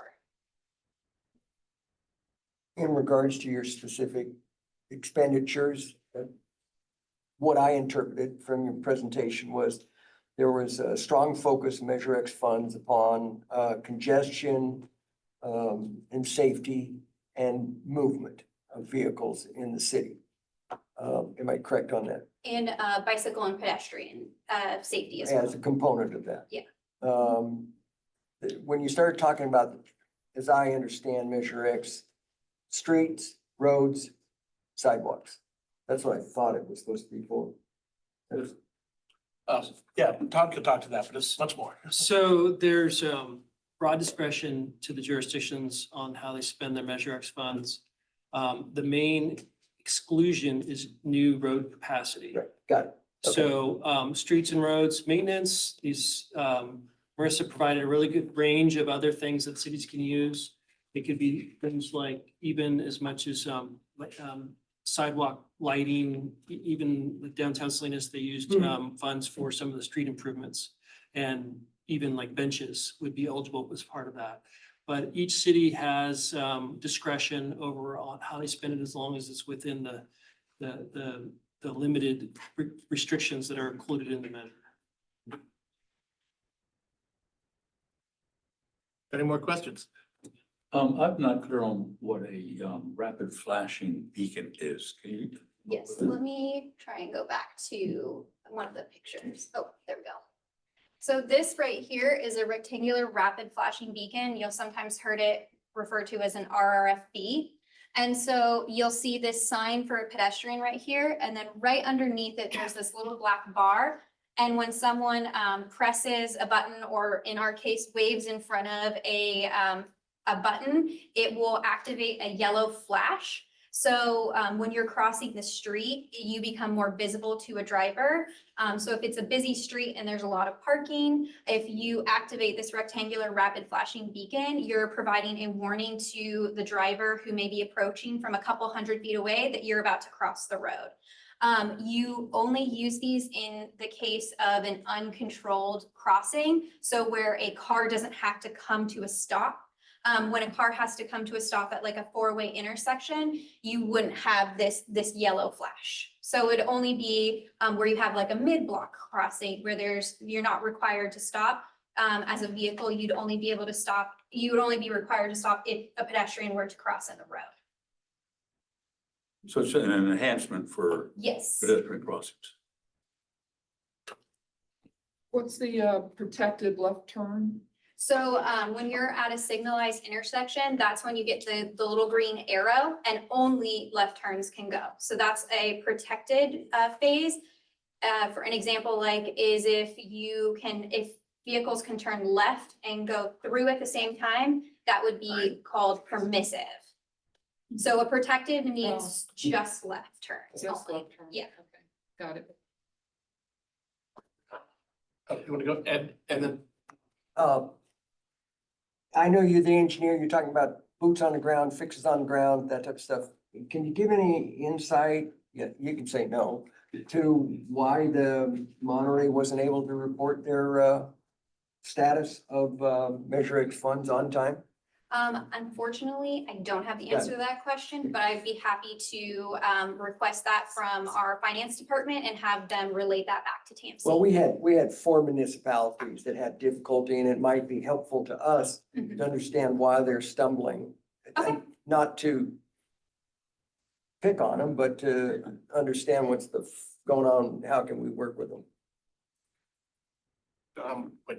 So you mentioned that most of your corridors, 6 out of 7 corridors are now adaptive. And I'm gonna pick on Lighthouse because that's always a fun one. You said it doesn't necessarily, it doesn't increase capacity, but it just takes the edges off. Is that what you're saying? So it doesn't really, so the only real way to get capacity is widening, which Right. we're not in the business of widening. Yeah. And so in this case, we're trying to maximize the flow of it. So we're trying to like maximize the efficiency of the existing infrastructure as best we can. There is a top limit capacity on every road system. And so we're trying to improve the edges of that because ultimately there will be some scenarios where there's too many people trying to get to the same place at the same. Do you have any anecdotal evidence, if I guess, of how things have improved driving through specific corridors? So that was where I showed. That's with those 3, 4 Yes, items? these, and I know it was a lot of information because we did a lot of things. But yes, so how we measure the improvement to the system is that we want to reduce the average travel time, so the time it takes you to get through. We want to reduce the delay that you have at each individual intersection, and we want you to stop less. If you look at the numbers when we were doing average speed, so the speed limit on North Fremont is 35 miles an hour. And when we are looking at this and we see this increase in average speed, it might not necessarily have been at 35 miles per hour. It might have been at 20 miles per hour or 15 miles per hour. But we want a continuous flow where you're not stopping. You don't want spikes, you want it smoothed out. Exactly, Okay. because that's where, when you have all these starting and stopping, that's when you get the least amount of efficiency in the system. Sure. We'll go Dale and then Howard. So does that automatically mean that we have to, traffic that's waiting to enter Lighthouse Avenue, for instance, is gonna have a much longer wait? So it would, so what might happen is that if you're on the side street, you would have an increase in delay because it's trying to maximize where the largest quantity of vehicles are, which is going to be, in this case, on the corridors. The 7 corridors that I mentioned are arterial corridors. So those are the corridors that have the highest amount of traffic in our city. And so there is definitely trade-offs in every decision that you make on programming of traffic signal. So the trade-off with the adaptive signal system is that it tries to optimize the flow on the main corridor, which in this case would be Lighthouse. So you might have some increase of delay on the side street where there's less cars trying to enter the system versus all the cars that are trying to flow on Lighthouse. Thank you. Dale, did you still have? Yes, I actually have a compliment. Having lived in, here in Monterey County ever since the late 60s, I find going through Monterey one of the most trouble-free. I go often to North Monterey, to my vet on Foam Street. That's, I'm there a lot. I think you're doing a very good job. Thank you. And sometimes I choose to go through Monterey rather than take Highway 68. Thank you. Is this considered artificial intelligence? Yes, there's a lot to do with artificial intelligence, but and how you use it in every adaptive signal system is different. So whatever adaptive signal system that you use, it tries to optimize a specific feature. The one that we selected optimized the 3 things that I mentioned, which were the cycle time of the intersection, the split, and the offset. So what it does with the artificial intelligence is it takes the inputs that we give to it and it tries to optimize those 3 things and then output back to us what it says is the optimum for. There are definitely, like, if we just left it to its own devices, it would come up with some numbers that wouldn't necessarily be reasonable. We have to put guardrails on it.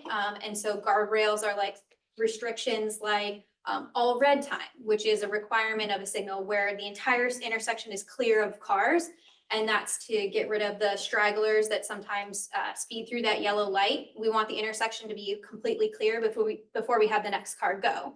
So it optimizes the things that we allow it to optimize, but then we have guardrails for the practicalities of of timing. Another example is pedestrian timing. So if pedestrian timing, that is a requirement, and the numbers are, and how it's calculated is very specific.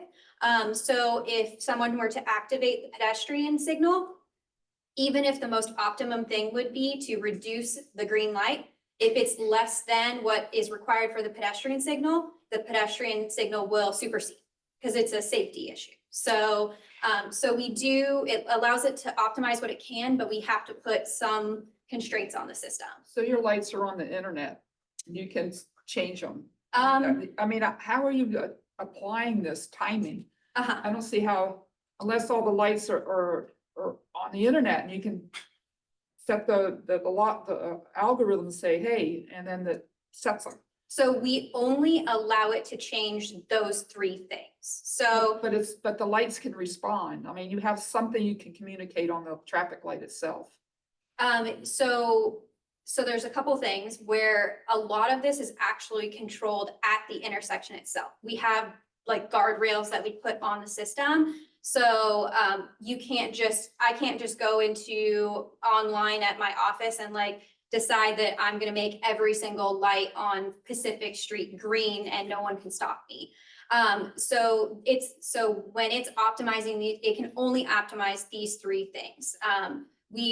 For safety reasons, there are a lot of things that we're like, oh, at this point, no, you can't go any further.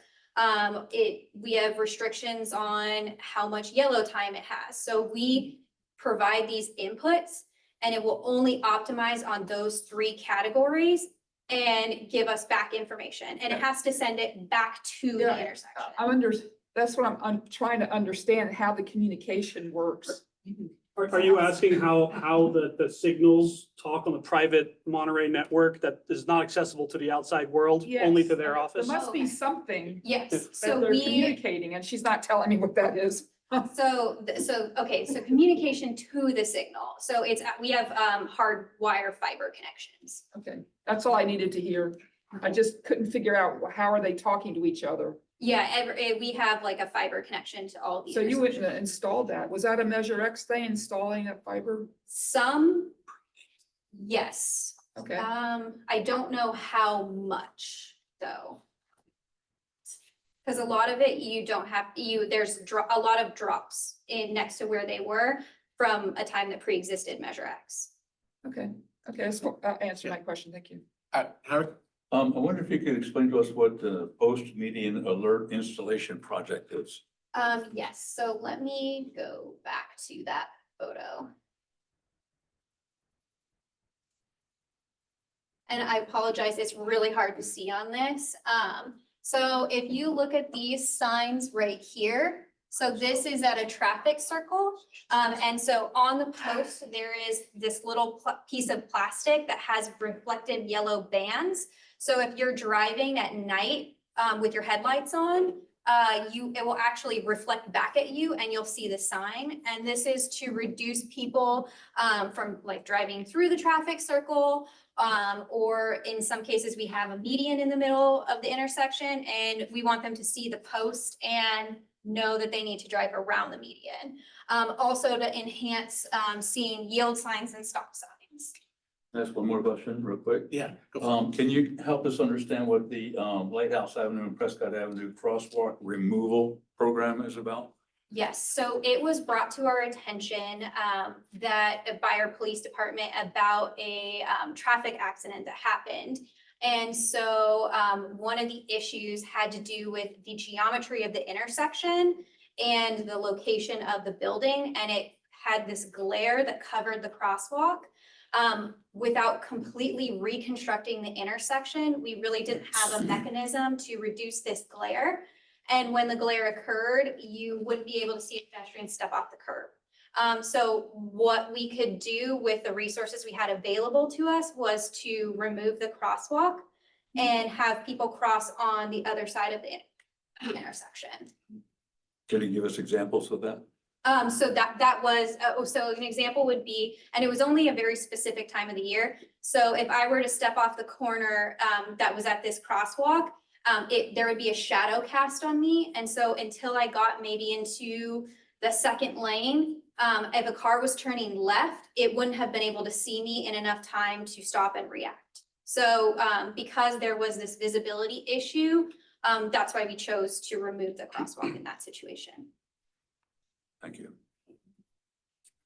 All right, are we done with questions? Thank you very much, Marissa. Thank you. That's how you spend money. I don't recall getting applause.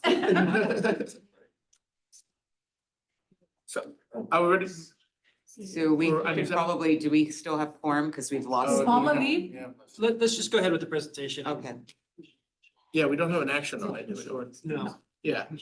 Okay, so we'll move on to item 7. We'll receive a presentation on the status Route 156 Castroville Boulevard interchange from Michael.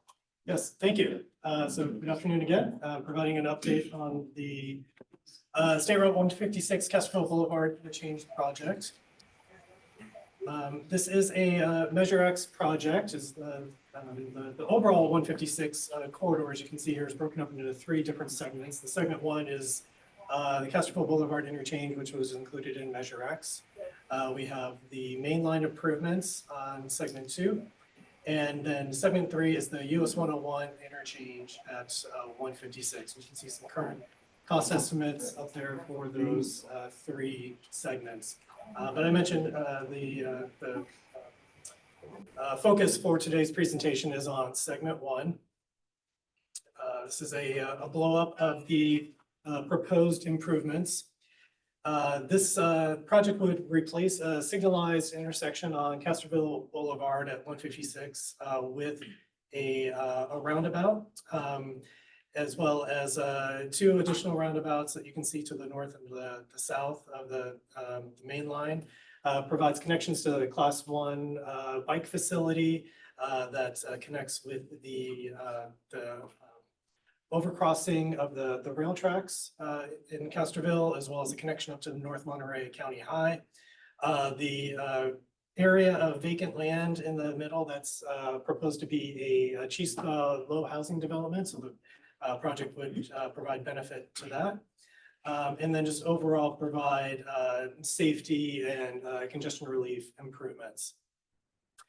This project was awarded a $20 million Senate Bill 1 Trade Corridor Enhancement Program grant, as well as it was programmed with an additional $4 million of State Transportation Improvement Program funds.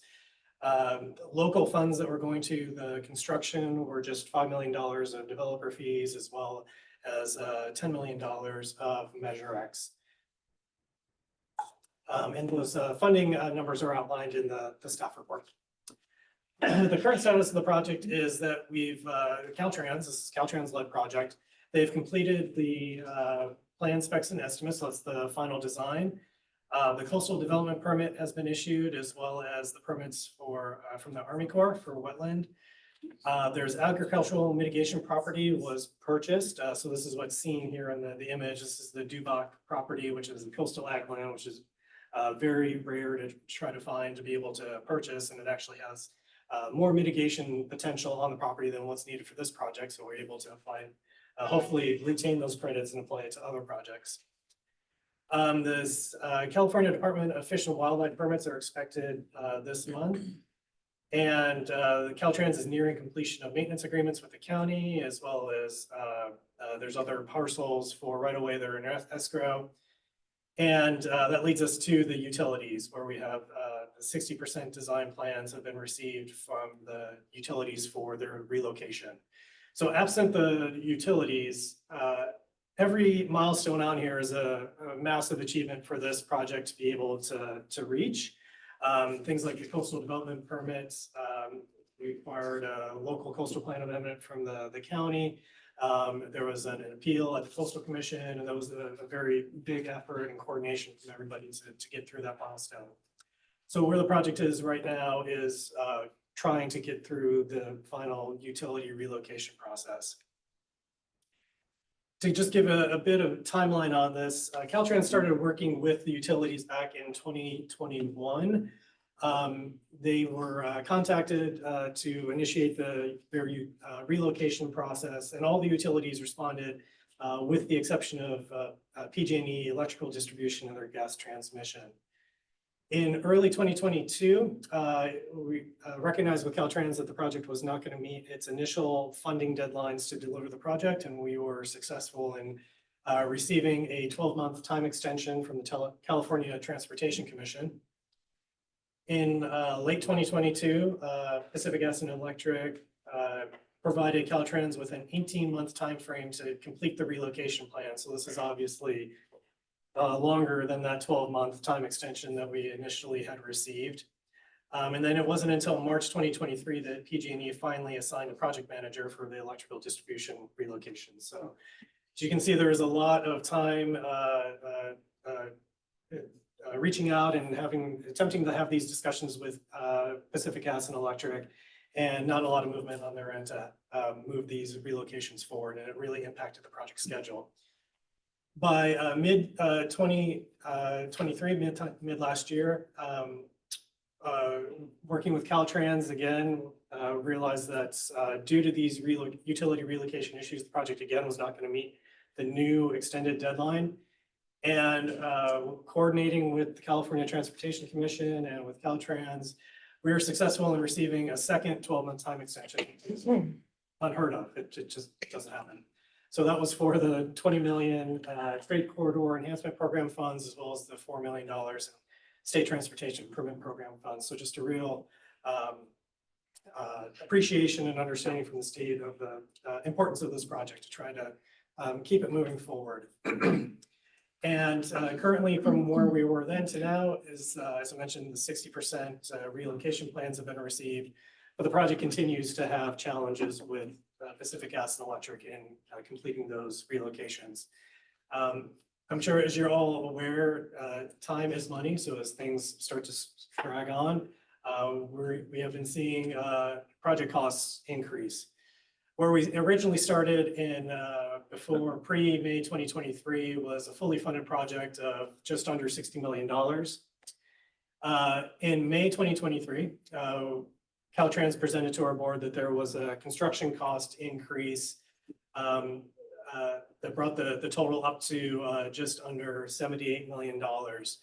You can see that the final design phase, the right-of-way support, the right-of-way capital, and the construction support, those numbers between before and up to May 2023 didn't change. It was all just in construction capital, and that was really related to additional geotechnical work that Caltrans identified that would be needed from the grades out on 156 that would need to be filled with 30-foot soil fills, the retaining walls and structures that would need to be constructed, just added up to the cost. The Transportation Agency Board at that time approved adding an additional almost $10 million of Measure X to help cover TMC's share of that additional cost. And the state had indicated that they would provide up to an additional $8 million, which was the remaining balance, to help fully fund that. That brings us up to this month. At the January board meeting, Caltrans presented to the board that cost across all phases had continued to increase.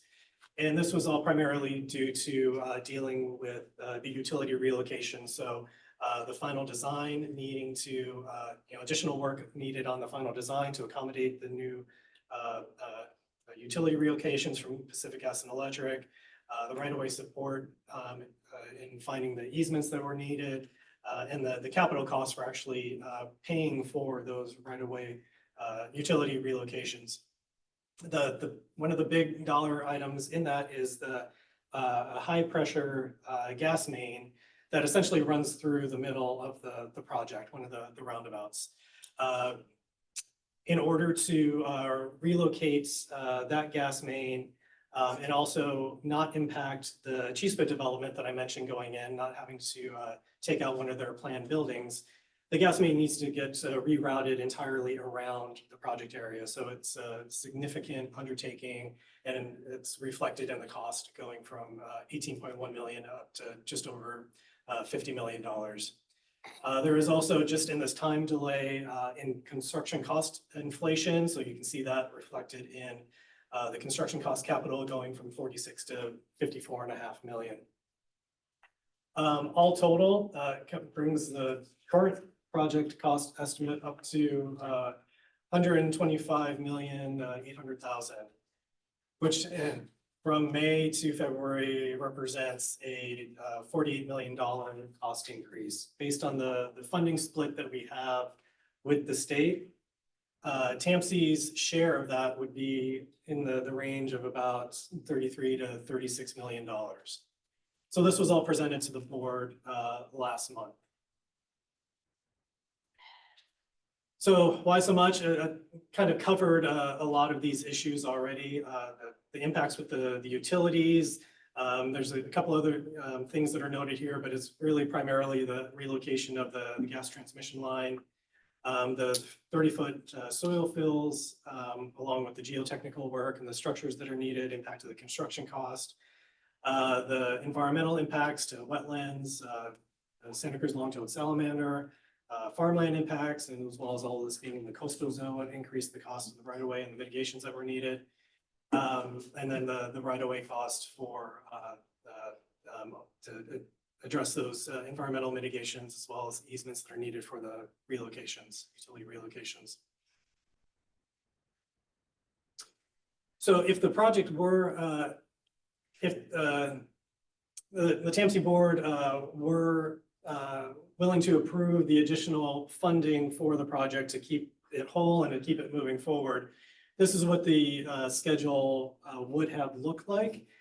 And it was clear already in January that the project was not going to meet the schedule. It had a deadline, as you can see here, of June of this year to be ready to receive its construction allocation. And because the PG&E relocations have dragged on, the project, Caltrans was not going to be able to meet that deadline. So that left us with a few options that we discussed with the board. As I mentioned, the first one is just to fund the cost increase and the transportation agency's share of those costs. That would result in the least time delay, but there was also already the risk that the project wasn't going to meet its deadline and lose the funding anyway, lose its, the state grant funding. The option that the board did end up selecting was to forfeit the current grant and to reapply in this current Senate Bill 1 grant cycle that is coming up.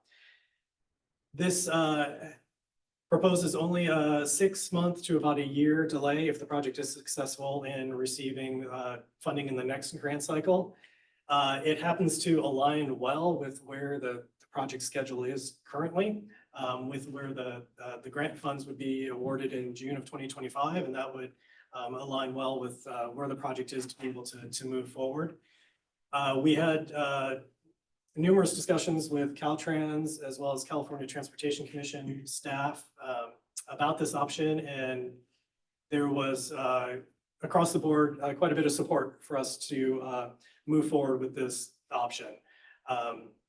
We've been working closely with Caltrans since the board meeting in January to start preparing what Caltrans calls the intake forms. So it's basically the information about the project that Caltrans needs to evaluate whether or not they are going to nominate the project and be the sponsors for the grant. So they've taken on that role to propose it as a Caltrans nominated project. That would also mean that the transportation agency would not need to provide a grant match. So the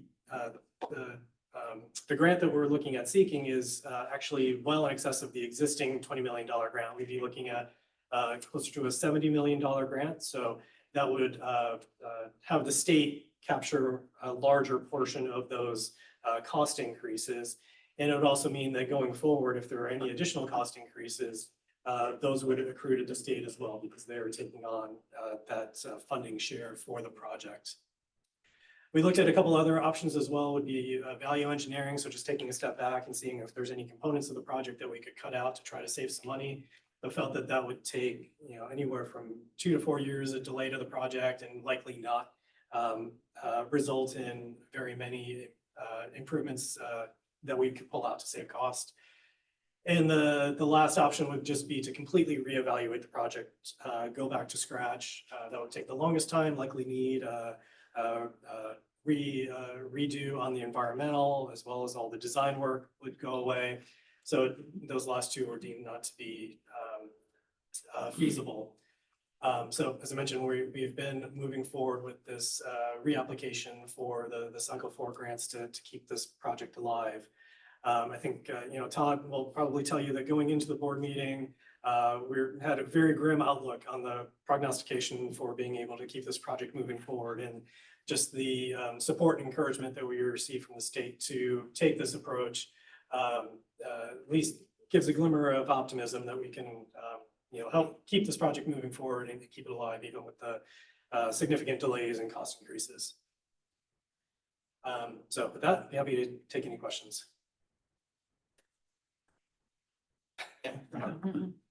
Is this typical to have these kind of delays from PG&E? Yes. Yes. Yes. Something. I'm in the construction industry. Yes. This has been an issue across the state.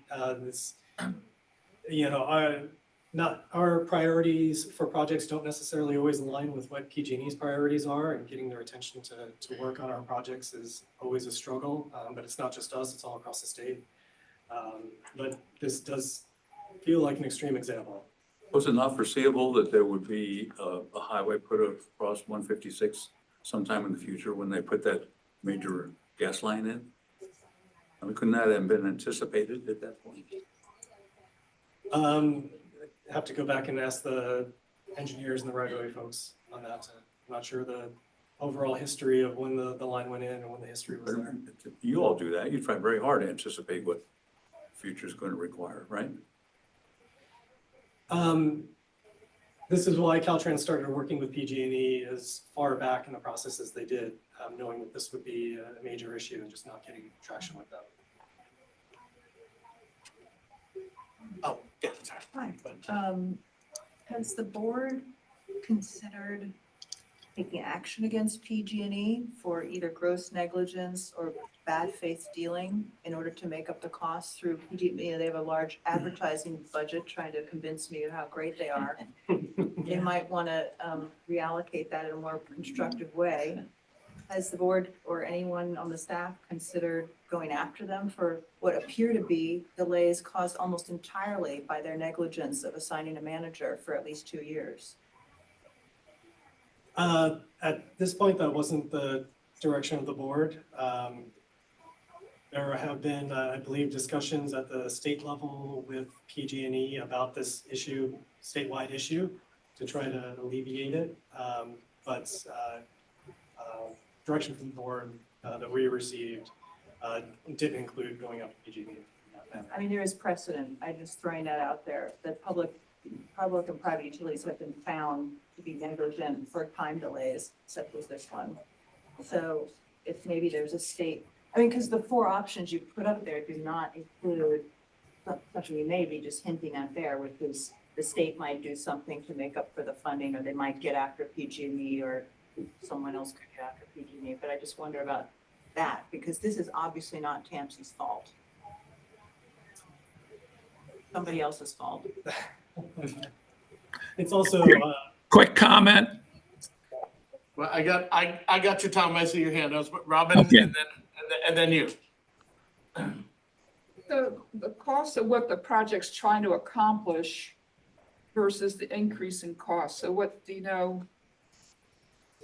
So the project's trying to make the flow of traffic better on 156, ultimately. And so the cost of that versus the increase in cost of the project.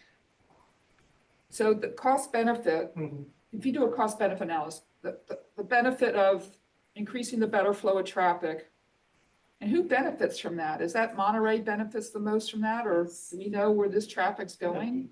Mostly people servicing the Monterey. That's right. It's that, it's also, it's a major freight corridor as well. Yeah, it's, you have ag people that are, when you look at where those roundabouts are, that I think there's a flow better towards that part down. So that's my main question is cost benefit analysis versus increase in cost. So what does that look like? That's something that we'll have to do as part of this upcoming grant cycle. We'll have to provide an updated cost benefit analysis. And that is one of the questions that we've internally gone through is what is the value of the project versus these increased costs? So that's something that we'll continue to discuss as we move forward on this. Having discussions with PG&E about the accuracy of their costs, if there are other potential relocation options that are less expensive, that now that we have a little bit of additional time to be able to look at those things, those are all things that we're going to do to try to see if there are any avenues, any places where we can get that number down at least a little bit. So before the board makes their decision, the cost benefit analysis will be done. As part of the upcoming grant application, the cost benefit analysis will be done. The board has given us direction to pursue reapplying for the grant. Tom? Yeah, I'd like to thank you, Todd, for keeping the nose to the grind and dealing with PG&E. As someone that's been involved with this project for 35 to 40 years, the Monterey County Transportation Advisory Committee worked on this. We said this could be done as a separate project from the rest of Highway 156. We were poo-pooed, one thing and another. We finally got to where we get this phase of the project done. I'd like to call attention to on the east end of the project, on the Highway 101, which is US 101. Most of that work that's going to be done is on US 101, and the source of the funds for fixing US 101 should be the federal government and not the state government. And I think that the emphasis in the past has been to dump it on the state. We can see what dumping it on the state has done here. We have innumerable delays, and it's very, very frustrating. But again, congratulations, keep grinding away. And all this 35, 40 years we've worked on this project. This project has been analyzed every possible way, cross benefit, you name it. Just get it out of the woodwork. It's already been done before. Let's not start from scratch. That's ridiculous. So, you guys that are new on this committee raising questions about is there cross benefit analysis? This project's been worked on for 35, 40 years. So let's get up to speed before you start asking dumb questions, quite frankly. But again, thank you very much for keeping the nose and keeping this going. Really appreciated by those of us been involved in this project for a long, long, long time. Thank you. Do we have any more questions? All right. Thank you, Michael. Thank you. If I could abuse the chair for a minute, Victoria, the PG&E lawsuit road has been attempted many, many times, and I believe it doesn't take Todd and Michael level analysis to realize the cost benefit analysis on suing PG&E has not panned out very well for just about anyone that I know of.